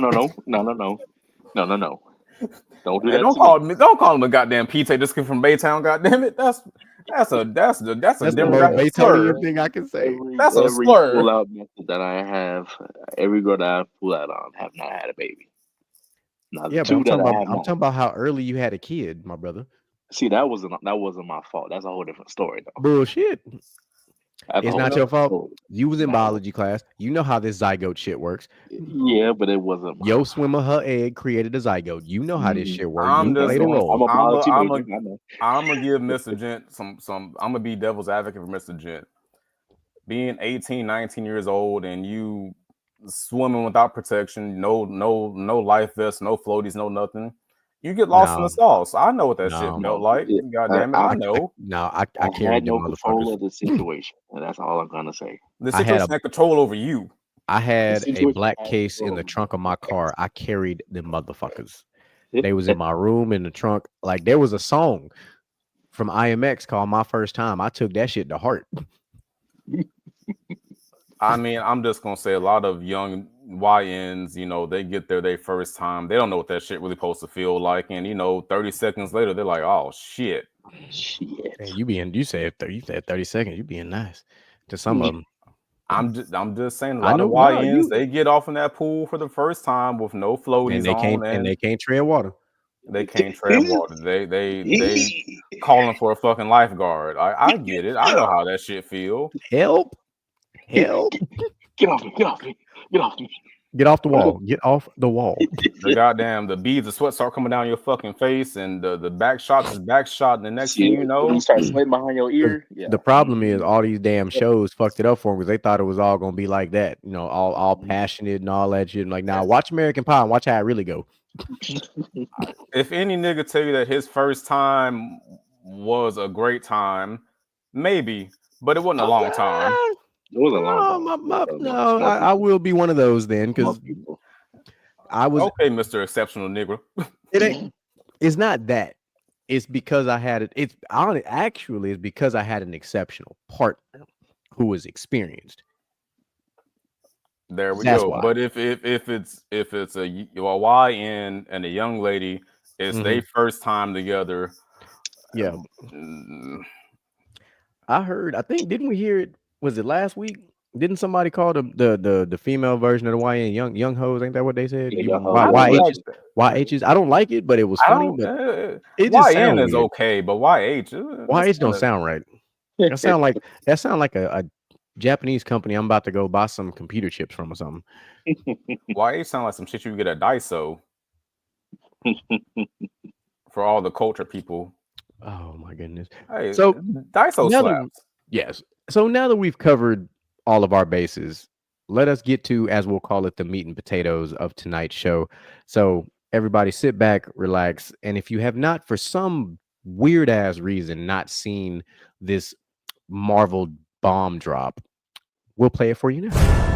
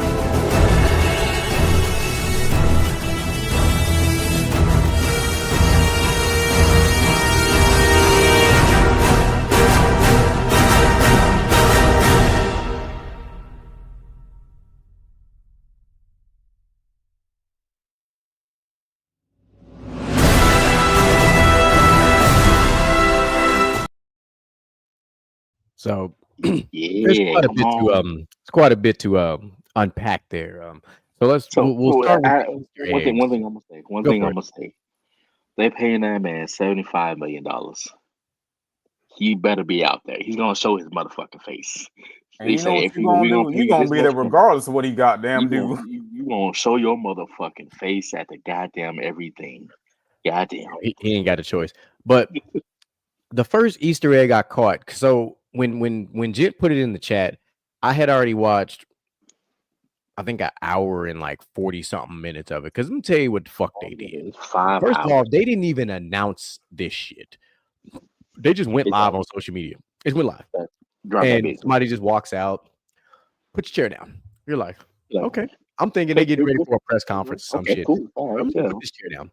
And then they trolled us. Because we got about A few months. 50, I think it was 59 minutes in when they put Paul Rudd's chair down, and it was the miniature chair, like the Ant-Man chair. Yeah, that shit was Like, funny. yeah. So I had already seen like a bunch of this by the time Jen had put it in the chat, but I was like, man, fuck all this. I'm gonna wait till it's over because I was at work. I ain't want my phone to die because I just had it on my phone and just letting it sit at the desk while I was doing my work. I was like, all right, fuck it. Then when I finally seen that full breakdown, we're gonna get through this list. So if for some reason that moved way too fast for y'all, we're gonna break it down for you in fives. We'll start with the first five, which of course you've got Chris Hemsworth returning as Thor. You've got Vanessa Kirby as the Invisible Woman. You got Anthony Mackie as Falcon, aka Cap, however you want to call it. Sebastian Stan as the Winter Soldier. America now. Put some respect on his He's name. Captain America. Don't put respect. And Letitia Wright coming back as Shuri, aka the next Black Panther. So your reactions off the first five. No surprises there, of course, but reactions off the first five. So the fact that they have Vanessa Kirby as the second chair kind of blew me. I was like, that's a little weird. But at the same time, I was like, it's gonna fit well because due to the fact that Sue Storm and Doom's relationship. Yeah. I am curious because I do think the order of these chairs is at some point going to come and become a factor. We just ain't got that far yet into the Easter eggs yet, but it's going to play a factor. I just don't know what it is yet because with Doom being last, that tells you exactly Not exactly, but it gives you an idea that there's a good chance that even in Avengers Doomsday, you're not going to see Doom right out the gate. You might catch him mid pack or towards the end. Like he's not, they're going to set this up. We got time because the movie will come out to 2028, 2026, May of next year. Oh, they pushed it up. Okay. Oh wait, 28 is when part 2 is supposed to be done. I believe that's part 2. I apologize. Part 2. Because we should have Secret War 2. It should be so. The way from what I've seen, it's like Thunderbolts in May, Fantastic Four in July. Then we got Doomsday in May of 2026. Then a Spider-Man movie in 2026, and then in 2027, Secret Wars.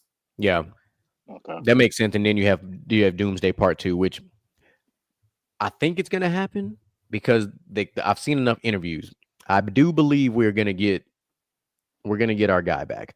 So we're gonna see. I'm gonna keep. I feel like there's so much story to tackle. They might have to do a Secret Wars Part 2. Like it's so much to cover. Like I don't know if 2 movies will be enough between just Doomsday and Secret Wars. Like I feel like they're gonna. I feel like right out the gate, Avengers Doomsday is probably gonna be close to 3 hours. Probably about 2 hours and a half, 2 hours 45 maybe. And so that's gonna give them room to. Marvel's gonna do what they do best. And Secret Wars is going to be like the perfect tweener film. But what's probably going to happen too is once Avengers Doomsday is finished and we got the Spider-Man movie, and then Thunderbolts will play a role at some. There's going to be parts of Thunderbolts that we're going to have to remember, because if we know anything about Marvel, they literally, when we watched Avengers Endgame, literally tied Captain America and freaking Iron Man 1 into that damn movie. Like, so we gotta pay it, even though a lot of us don't want to go watch Thunderbolts because it looks kind of trash. We got to go watch it because it looks okay. It looks better now. It looks better now than when it first. Because at first I was like, I'm not a fan. But I'm gonna give it a chance. But moving on to the second 5, which is iconic for all of us, because we got Ian McKellen reprising his role as Magneto, also known as Outlaw's Main on Marvel Rivals. Him Nito. Him Nito. Alan Cumming taking up his role again as Nightcrawler from 2000. And that was the best intro, like him whooping ass in the house. We got Rebecca, thank goodness, coming back as Mystique. James Marsden coming in as Cyclops was the first question mark I had, but I'm gonna leave that there for another day. Hold on. I'm put some respect on Cyclops. Like I know in the movies he was kind of ass, but Cyclops is really him. No, I love Cyclops. I'm talking about just James Marsden reprising his role. Like I didn't see that one coming because I feel like they didn't put a lot of respect on Cyclops' name in the X-Men movies. They didn't really give him that true leader. No, they sidelined him for fucking Wolverine, which I get. Well, really for Wolverine and for Jean Grey. And Professor X. But we'll get to him in a minute. But I do love that we have Channing Tatum reprising his role as Gambit. I'm about to make a name for myself here now. That part right there, when I saw that name. But after that list, for a fact, I love Nightcrawler. That's one of my favorite X-Men. I respect that because he's fucking dope in the comics. Like he needs to be in a fighting game. Goddamn it! Like I'm the most intrigued by Channing Tatum because I'm really trying to. The reason why, timeline wise, where are we going to be with the X-Men? Because Gambit was there at the beginning, but he was back and forth, kind of like how Wolverine was. Like Gambit and Wolverine were kind of like Batman when he was with the Justice League. They were like part-time. Yeah, I'm gonna show up, but then I'm gonna pop out. So where are we gonna be on the X-Men timeline? Because remember, we're also missing Hugh Jackman. He hasn't been named yet. We're missing Hugh, which we know that's gonna happen. Hugh Jackman played because Wolverine. Well, here's the thing about that, because like we don't know for sure what X-Men universe they're pulling from. If they're pulling from the Fox universe of X-Men characters, like there was no Gambit in the Fox movies. True, but there was a Hugh Jackman. There was, but he was in the Wolverine's Origins. But that took place in the fucking 70s. Yeah, and that was the same as having the original fucking Deadpool. We don't talk about that. We don't talk about that. Like if you're gonna pull the Gambit from the X-Men Wolverine movies, he'd be a fucking senior citizen. He'd be Magneto's age, basically. Yeah. And then if you pull in the fucking Gambit from like Deadpool and Wolverine, he didn't go back to his home universe, did he? No. Well, they showed him the circle, pulling up. Either he's gonna go straight into this, or he's gonna go straight back to his universe. Yeah, And which again, we also we got to see what role Doctor Strange is going to play in this, because I imagine he plays a massive role. Which he wasn't named. Not yet. Well, not yet, but we don't know. He plays a role in Secret Wars. So yeah, he plays a pivotal role in Secret Wars. Yeah, he plays a very him. Well, ironically, so does Black Panther, but we got to see how that's going to play, because that's going to alter our story just because we don't have Chadwick Boseman. So we're going to see how, I guess Shuri's going to take his place essentially. Well, but not to mention Ironheart. Ironheart plays a role in Secret Wars too. Not a big role, but enough of a role. But there's some missing pieces. They're going to have to kind of cut out some bits and pieces of Secret Wars, because it's a long saga with a lot of moving parts and moving characters. Some people just might not show up. Yeah, and this is why I think the rumors that I've been kind of paying attention to, I think we're gonna get Jonathan Majors back as Kang. I really do.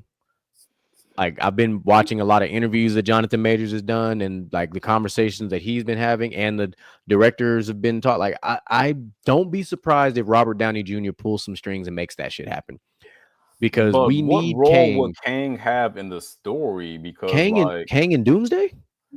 Dr. Doom, that's a massive role. What do you mean? That's a that's a lot. But if you're if you're basing it off the comics version of Secret Wars, Kang wasn't a part of that. It was but he's a part of. But he's a part of Doomsday. Yeah, because we're talking, of course, multiple variants now. So that's the thing. His most powerful variant that we saw thus far was in Loki. His weakest one was in Ant-Man that got clapped by Ant-Man. Yes, I know. We have to bring it up. It's a sore subject, but we have to bring it up. My theory with Kang, if he was on comeback, he would come back as the Beyonder, because in Ant-Man he gets knocked into that fucking time machine, and I feel like if he was on comeback, he would come back basically as a time god. He didn't die; he just got basically absorbed into his time machine. And if he came back, he'd be basically beyond time itself. Yeah, I can see that. I would hate to see him as a Beyonder though. I do want to see him as Kang. The Beyonder should be his own character, but I don't know if Loki's gonna be Beyonder or if he's gonna be the Molecule Man. Basically, the real question too is, are we gonna get Galactus finally? Yeah, he's gonna be in Fantastic Four. Fantastic Four. Because can we get Galactus and can we get Silver Surfer? Because I feel like we didn't get Silver Surfer's gonna be there too. We need Silver Surfer. We need him. Have you not seen the trailer? I've seen the few trailers that have been out, but I didn't see I didn't see him. I've seen the little parts of Galactus, we haven't seen what Silver Surfer's gonna look like, but we know she's in it. And they're gonna use the female variant of Silver Surfer. They're using Silver Surfer's wife as the Silver Surfer instead of using Silver Surfer himself. But it does happen in the comics. His wife does become a Silver Surfer. It's weird as shit. Yeah. Okay. So that's gonna be in Fantastic Four, but I'm curious on if he's gonna have a role in the rest of this shit. Yeah, I feel like, if I can be honest, I feel like the Fantastic universe that they're in now is about to be destroyed. It's gonna be destroyed. Yeah, well, you see, the movie is taking place in the fucking 50s. Well, there's actually a theory that in the Fantastic Four movie, they're not from that universe. I don't think they are. I think they just somehow they ended up there based off of fucked off time travel experiment. There we go. And they ended up there, and they're trying to find their way back. Yeah, that's the rumor that I've heard, that they're not originally from that universe. Is the fact that they had, remember in Spider-Man when they had 1, 2, 3, and then they had the question mark on 4, where with the building of the old Avengers building. Mm-hmm. I feel like they were moving in, and then they got stuck in that universe. And then now they had to find a way to get back. But that's just some Spider-Man No Way Home type shit. Okay. That's just a theory. So, the question is the Doom that we're seeing from that universe, or is it a variant? Yeah, I think it's a variant.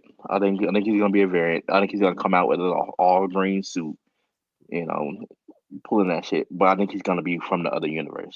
Well, there's a prevailing theory that. So basically, the theory is that Doom is not an Iron Man variant. Iron Man was always a Doom variant. That'd be That'd be interesting. That's a To see how they wild do that. theory. Yeah, That- apparently Tony Stark was always supposed to be Victor Von Doom, but in the universe that he's Tony Stark, he is the variant of Doom, and every other Tony Stark was always supposed to be essentially Doom. That'd be a nice what if episode to see how they explain that. I see what you did there. What If is one of Disney's best shows that they can't fuck up. They What can't If fuck is it so up. good. So let's look at the next 5. Of course, Paul Rudd coming back as Ant-Man. Wyatt Russell. Now they keep calling him the U.S. agent, so I don't know if he's gonna be just U.S. agent or if he's gonna reprise his half-ass Captain America role, whatever. In the comics, he's always U.S. agent. That's yeah. kinda So we're just who he gonna is. keep it a U.S. agent because That's what he's gonna be in there's been back and forth rumors amongst how that's gonna go. Despite us literally having Captain America now. I do like that we're gonna get Namor back. Because I think fuck with Namor. he played a really good role in Black Panther. So having him come back, I'm really curious what part he's gonna play. But at the same time, which is weird because Namor and Sue Storm had a relationship in the comics as well. So It's more like Namor has a crush on Sue Storm, but we'll call it what we call it. Yeah, however you feel. Of course, the Thing is going to be in this movie. Ibn Mas Baccarat, I believe I said his name. He's correctly. a great actor, actually. And then my man Simu Liu, because Shang-Chi. Why has it taken so long for Shang-Chi to come back? Give us another fucking movie. Such a great movie. Arguably, they're one of their best solo films outside of the main core characters. Did we watch that one together? I don't remember. Yes, we did. Okay, I'm about to say, I thought we watched that one together. Like, I fucking love Shang-Chi. That's like I said, that's outside of our core characters, like Thor and all those guys. Like, that was the best standalone. I'm gonna say this: his fucking dad, that nigga was him. That motherfucker. You know who it reminded me of? Literally dealing with it reminded me of Ghost of Tsushima. Yes, it was like him and his uncle. Like, absolutely, because his uncle was him. When you had to fight him, you had to come with it, or 2 slashes, you was done. Yeah, and still, like in the movie, that we still don't have a good Dragon Ball Z. We're not gonna talk about that because Shang-Chi gave us exactly what we needed. I want to watch Shang-Chi right now. That was a dope ass movie. Fuck it, I don't care what the niggas say about that shit. That was a good ass movie. Hand-to-hand combat was gorgeous, beautiful. Yeah, some of the best. And then, of course, our next 5, we've got Dave Harbour reprising his role in the upcoming Thunderbolts movie. Winston Duke, which when I saw the name, I was like, I love him. I will never forget you bald-headed demon. I will say that like Winston Duke made a kind of one-note villain from the Marvel comics into a great character. Like Man-Ape in the comics, whatever, but like M'Baku in the movies, yeah. Shit. And when he was on Jimmy Kimmel, when he taught everybody how to do his little rap, I was like, that was fire. Hannah Jo Kamen, I'm sure, however you say her name. Of course, Tom Hiddleston, which should have been no surprise, but I'm glad it was announced. Loki is like in everybody's top 5 Marvel movie characters. Like, if you don't like Loki, I'm suspicious, bro. Like, I'm suspicious of you. His character arc in this he's one of the best like anti-hero characters that Marvel has ever put out, because he's like a villain, but he's not a hero. But it's like he helps Thor, but he's really evil, but his intentions are like he's like the perfect anti-hero. Shit about Loki while you talking about this nigga, like we gonna just gloss over the fact that he fucking tried to genocide New York. Like, niggas died because of him. Niggas really did die because of him. Like, people lost loved ones. My man did fuck people up with the Tesseract. I mean, he did. But because Tom Hiddleston is a phenomenal actor, we just be like, no, he's misunderstood. Loki didn't mean to do that. Nigga, people died because of him. Yeah. Now, not to mention, after Tom Hiddleston, we got to see the legend himself in Patrick Stewart. Oh yeah, Professor Xavier. I love the music that they dropped when he put that. Did you notice that blend of Avengers and X-Men? Yeah, I like that shit. But here's the question about Patrick Stewart, like reprising his role as Professor X. I guess we're just using a bunch of variants now. But if you've seen Multiverse of Madness, his goddamn head is facing backwards. So I guess it's not that Xavier. I guess it's different. That was a different universe. That was a different universe. You know that. It was 2 hours before that. It was 2 hours before that. he rolled in from that. Rolled in, floated in, hovered Yeah, in. Like, how many fucking times has Xavier died in the movies at this point? If you think about it, because in fucking X-Men 3, he gets fucking disintegrated by Phoenix. In Logan, he fucking gets shanked. Days of Future Past, he fucking dies. And then Multiverse of Madness, he gets his fucking head turned backwards. Like, he just flat. Hey, they nigga keep coming back though. Hey, that's all we matter. Xavier just showed just to fucking die. Gotta put respect on that man, though. Gotta put respect on that man. I mean, Patrick Stewart, outside of his Xavier role, is an iconic actor. Like, I didn't really care for Star Trek as a kid, but like when they did like the Next Generation and like he was like the main character, I fucked with it. Yeah, for real. No, he's an incredible actor. Yeah. And like everything that he's in, you know, he leaves his stamp on shit. You know. Yeah, like if you show to a movie and it's like, you know, like Patrick Stewart's in there, you in for a good time with his role at least. It's gonna be a good movie. Yeah, like he gonna show out for sure. Yeah. It's like Denzel movies. You know, he pop in there, you're like, oh, it's gonna be a good one. He's definitely one of those actors where like no matter how bad the movie might be, you remember his part. Yeah, exactly. That's a white man I can respect. Yeah. God damn it. I I just co-signed without even like thinking like what the nigga done say like no, there's others, but not still. As an actor roles, you know, actor roles, you know. Let's see. My brother, I'll keep it going. So our next 5 is Florence Pugh as Yelena, Natasha's sister. Yeah. She's actually a new black actor. So. Yeah, she's a new Black Widow. So yeah. I'm actually interested in seeing Thunderbolts because I did like, you know, her role in Black Widow. Like I fucks with it. Yeah. But I'll wait till I'll say until we'll wait till we see it. Yeah. And then we got Kelsey Grammer reprising his role as Beast. Which was I like I'm not gonna lie. He fit really well with the Beast role.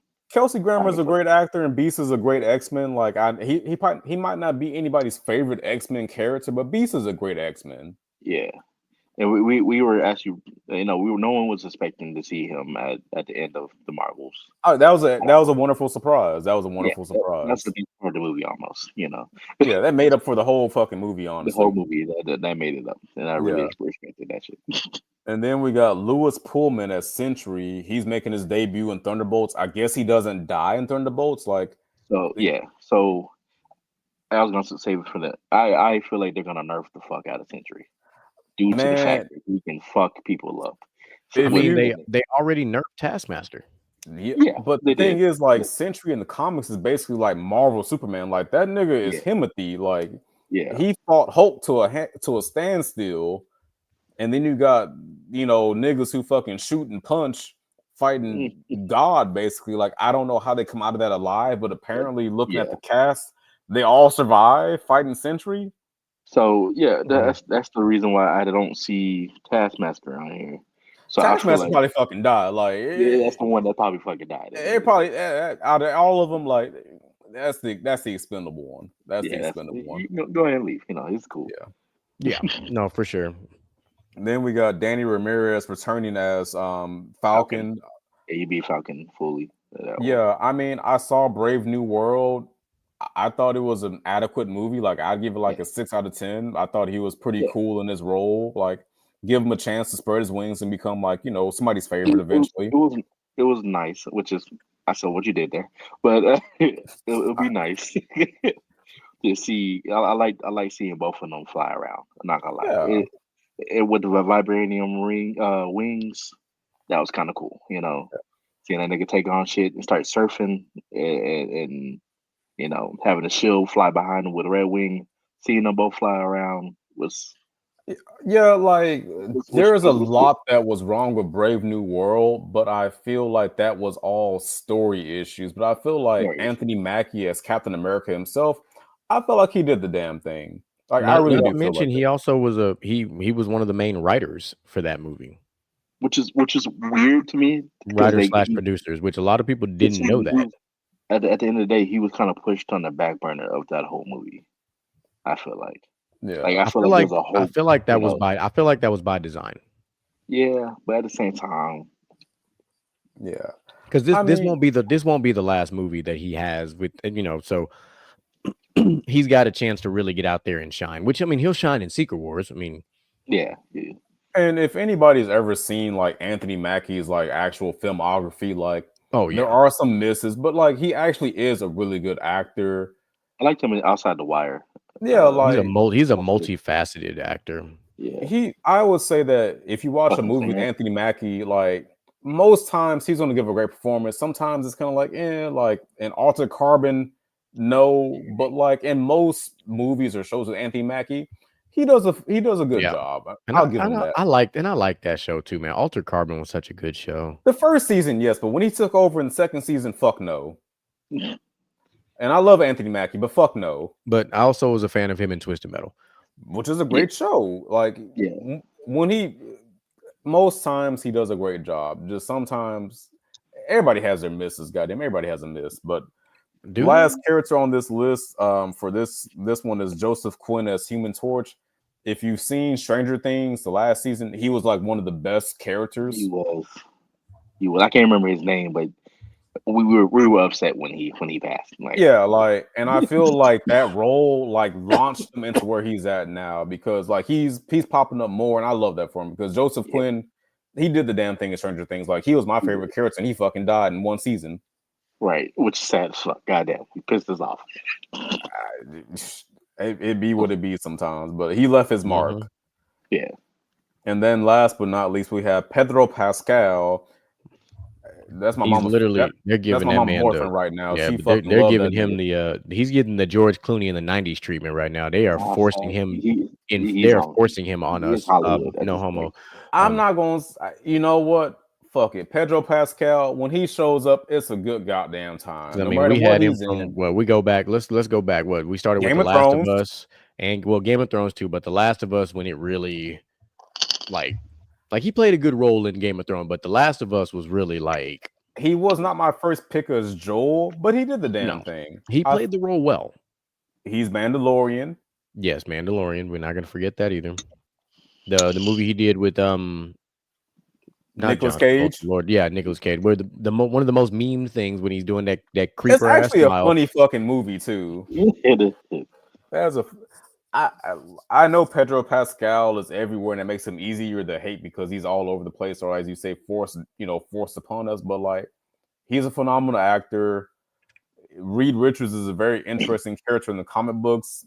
Not my favorite. That wouldn't have been my first pick as Reed Richards, but not after everybody saw John Krasinski. Everybody's like, "Hey, that's who we wanted." That's who we wanted, but we got Pedro Pascal. Even though dude that played Kylo Ren in Star Wars, I would have been interested in him. Yeah, he was rumored as somebody they wanted to cast. Too. He was my fan casting, honestly. Yeah, Kylo Ren's actor. Fuck, I forgot his name. He's an excellent actor. Adam Driver. Adam Driver. Yeah, like when I thought about Fantastic Four finally getting the movie, Adam Driver was my main pick besides John Krasinski. Right, exactly. But seeing that name Pedro, it made me interested. I want to see his rendition of this character. Like I wasn't mad about it. I was like, interesting. Pedro don't fucking miss. He ain't fucking missed yet. Let me see what they do here. So it's a very, very interesting choice of Reed Richards, but at the same time, I'm gonna be in theaters. I'm gonna see that shit. I'm gonna go see that shit. I'm gonna see it because I'm a Fantastic Four fan. Are we going together? Are we gonna make it a whole thing? Normally Outlaw and I go watch most of these Marvel movies together. That's like because we go to Showbiz because they always got drinks named after characters and shit. Like Doctor Strange had the best drinks so far. Them Multiverse Madness drinks, them hoes was hidden. Them drinks hit. They but literally hit. I used to go see it opening day, which just be Thursday. So shit for sure. I might mess around. I might have to take leave off of that. I'm with it. I'm all the way with it. Yeah, and then last but not least, we have Robert Downey Jr. Mr. Marvel. I'm not going to say returning, but he's doomed. Well, he's recasted. He's recasted. You play a hero long enough, you get to see yourself be a villain. So. I see what you did there.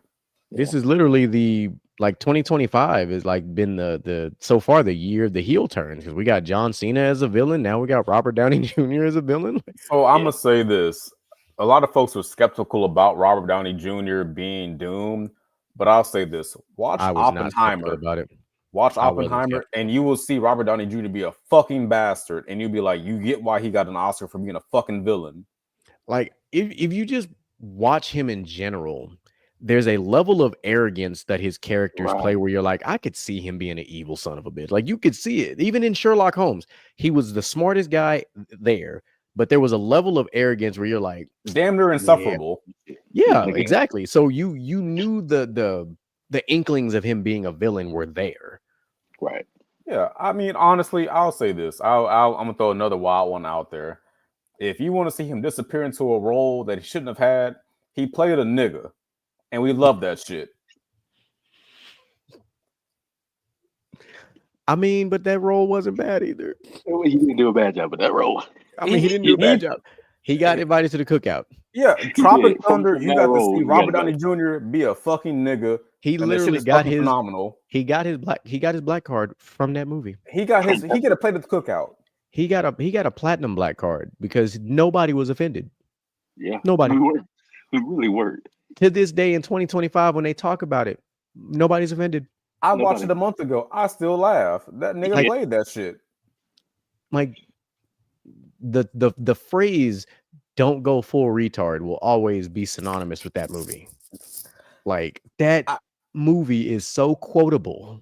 I don't use the R word anymore because I just feel like, it's verbiage that we should get away from using, even though I say nigga on a regular basis. But I do say don't go full retard because goddamn it, don't go full retard. Like you can, and it literally it's just fitting. But you see, so now that we know, and here's the thing, we're not going to be the first show that talks about this movie. We won't be the last. These movies, we're not going to be the last. So we'll close out the show by just talking about those who have not been named yet. Shit. We don't have a Scarlet Witch yet. No, they haven't named no Doctor Strange. We haven't got as his daughter from a different universe. I really wanted to see that. Yeah, I wanted her to do the line from a reverse line that Thanos said to her. Yeah, we have no Guardians right now. None. We have no Guardians yet. No Star-Lord, nothing. Like none of them. No villains, no one. We don't have any of and I still think we're gonna have Hydra characters. I still think there's gonna be some Hydra cat. Captain Hydra. I definitely think Captain Hydra is coming out. I don't give a fuck what nobody say. I think Red Skull makes an appearance again. So we're there's a lot of characters that I feel not naming Doctor Strange yet was odd. Right. Because we know he's gonna pop up. We know this. You can't tell this story without Doctor Strange. You just can't. You barely got through the first Avengers film without Doctor Strange, but it's because there was enough story to tell. Well, if you like you said, there's enough story to tell because if you think about Infinity War, there was no Hawkeye, there was no Ant-Man, and that's again another character we have. Do we get Hawkeye or are we gonna get Ronan? Who are there's we gonna only get? so many characters that jam into the movie. I feel like, but if anything, we'll probably get Ronan for Secret Wars. We can realistically time to debut him because we got a glimpse of him. We got a glimpse of him in Secret Wars Part 2 when they went looking for people. No, you mean Endgame? Yes, Endgame. I apologize. You know what I was talking about that. But that we got a glimpse of him when he was out, just being a what's the word that they use in vigilante. There we go. Yeah, so we got a glimpse. We got a glimpse of him, but it's there.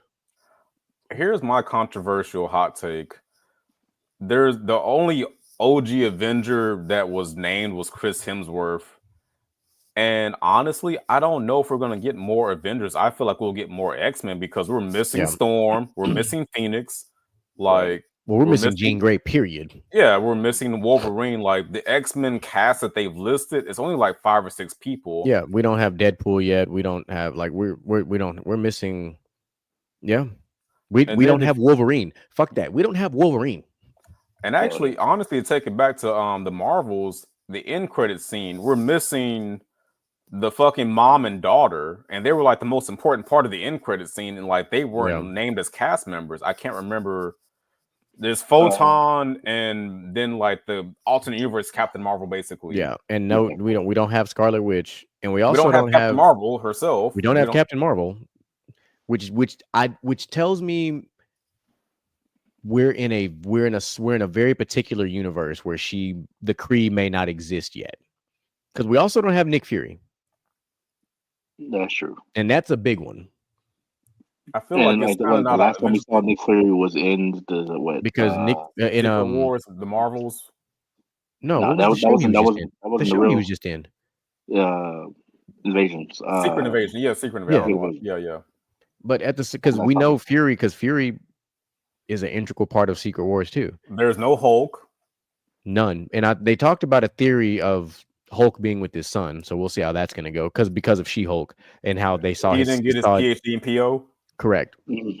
Well, just because his son's scarred. So the rumors, which I'm curious how this is all. They're gonna at some point they're gonna end up like Hulk is literally doing like World War Hulk things. Yeah. Type of shit that's something that's been thrown out there. Like they might have to go to see Hulk on like War World type shit. And I was like, oh, okay, here we go. So, but it's going to be interesting. Like it's early, and the picture that you dropped in the end of the chat from Robert Downey Jr. talking about there's always room for one more. There's going to be room for about 40 more. This shit going to look like Ultimate Mortal Kombat 3 by the time it's all said and done.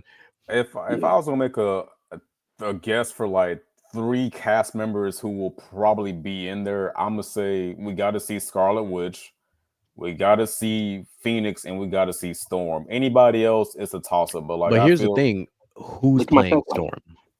We're going to have Halle Berry. No, I know what listen. We also wanted John Krasinski as but Mr. Fantastic. Look what we got. All the OG X-Men cast members. You gonna go goddamn out there and get Halle Berry? Goddamn. What if Halle Berry don't want to do it? Halle Berry. If she don't want to get go give me fucking Colossus. Goddamn it. Somebody. Yeah. So we're missing. So who would be the most shocking character if you didn't see them? Scarlet Witch would be the most shocking. Honestly, I'm with Mr. Gent. Like, if we don't see Scarlet Witch pop up, like in Doomsday, like in the end credits teaser, like I'd be kind of shocked because I feel like I can understand. For me, it's going to be Doctor Strange for me. Doctor Strange would be the most shocking one because he's too important. Well, like the sanctum is everything. He kind of wrote himself out of the movie because in the end credits for Multiverse of Madness, he goes off to go fucking fight Dormammu again. Well, yes, but he also was dealing with the variant of himself that absorbed the book and opened up his third eye and all this. Like, remember the end with the evil. Yeah. So but he jumped off into a different universe at the end of his own movie. So maybe he misses all of this because he's off on his own adventure. All right, so there's a list. I mean, the same could be said about Scarlet Witch. Remember, she dealt with the whole WandaVision thing and then the Agatha thing. She kind of technically fucking died, apparently, but come on now. So that's one thing that I was curious about. They didn't put Wiccan and they didn't put Agatha. So I'm trying to figure out when was they. But they don't. I don't think either of them are going to play a role in the first Doomsday, though. I feel like my brother's right. I feel like the Young Avengers, like the Wiccan, the Miss Marvel, the female Hawkeye.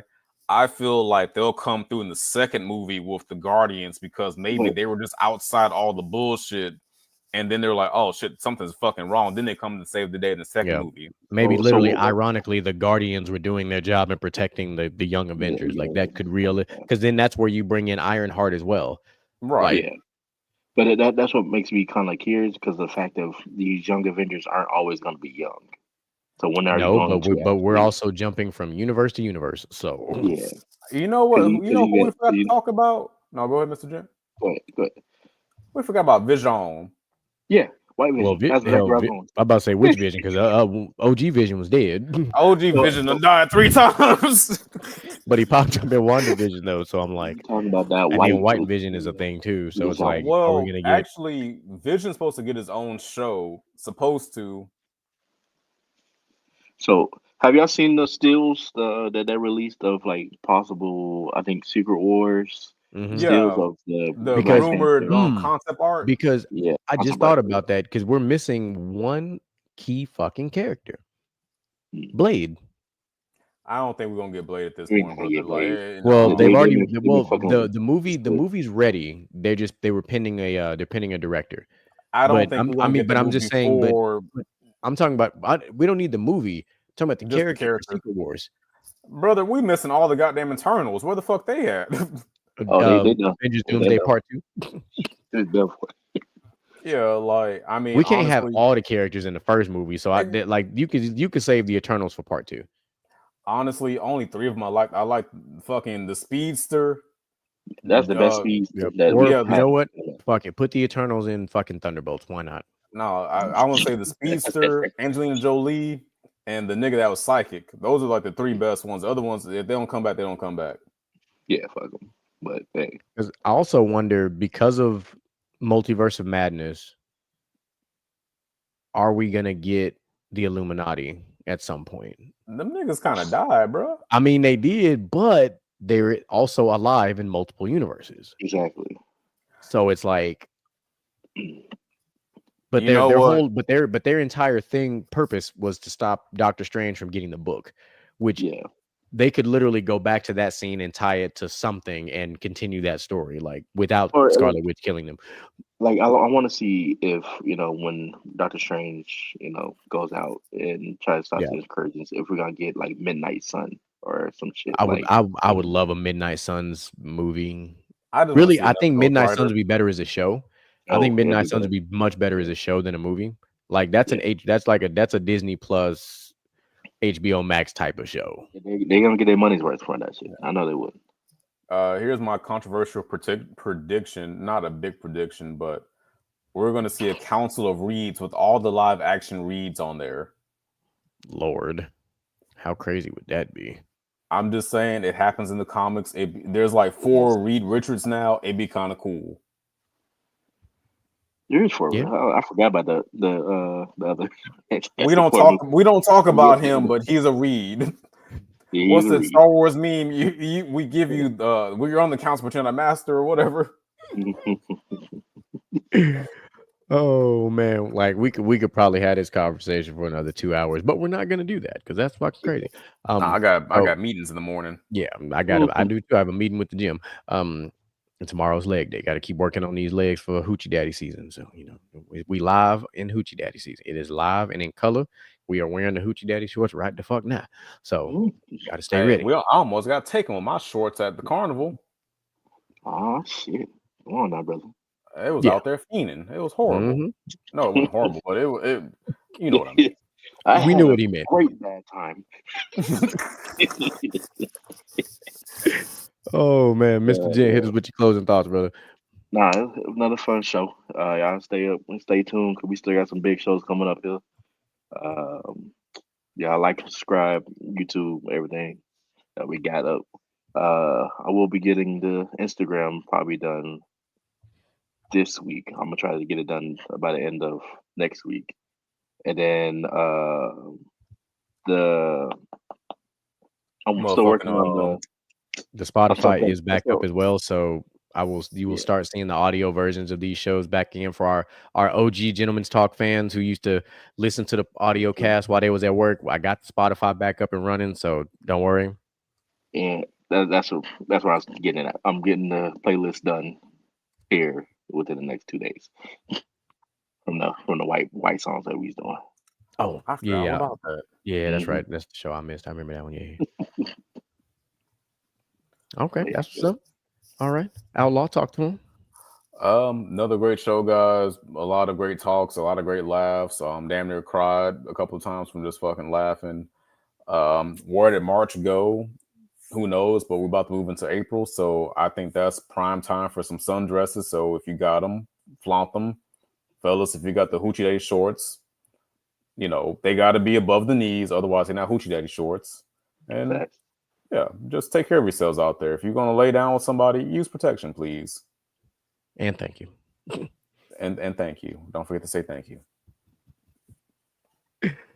Oh, just my last little point on my fathers and my brothers out there rocking the Hoochie Daddy shorts. Make sure you got some kind of leg Don't be out here like looking like Foghorn Leghorn with the damn hoochie daddy shorts on. Don't do that to yourself. Don't be out here looking like Jay-Z. All knees. Please don't. Put some lotion on them bitches too. Cocoa butter is a real thing, and they got cocoa butter with the coconut oil. So moisturize and exfoliate, my brothers. All right. So and also tomorrow, don't be afraid to wear different colors with them. Yeah, for fast. Don't discriminate. Don't discriminate. Don't be scared. So I'm trying to tell you. And then at the same time, of course, tomorrow, you got player versus team on deck. Ain't no telling what Moo and the crew got going on, but I'm sure it's going to be wild and exotic. And then, of course, Friday, the best damn football show on the internet. They have got a loaded doc. They're going to be talking about Deion Sanders versus Asante Samuel, how they've been going back and forth, and Asante been going toe-to-toe with Shannon Sharp. Angry black man Stephen A. Smith, ain't no telling what kind of rant Mel finna go on about that. Talking about a topic about is Shador, how he isn't elite. That'll be interesting. And then, of course, just regular free agency news, because the draft is around the corner. So if you love all things football, tune in to Inside the Huddle. Of course, Monday, we back at it again with basket to basket, all things basketball. We are down to the final 10 games. 12 games of the regular season before the NBA playoff starts. We are hot and heavy on March Madness right now. Everybody's brackets are fucked already, except for the last one. So sorry, not sorry. Yeah. Outside of that, of course, we'll be right back at it again on Wednesday with your favorite thing to do with Gentlemen's Talk Wednesday. So, chat, we love y'all. I'm glad y'all were in there. Y'all were live. I dropped the link in the chat for you guys. The Spotify is back up and running. This show will be downloaded and posted and ready to go for tomorrow. So if you missed it, by all means, play it while you're at work, play it for your friends, play it in the break room. Just make sure ain't no kids around. And as per usual, ladies and gentlemen, we are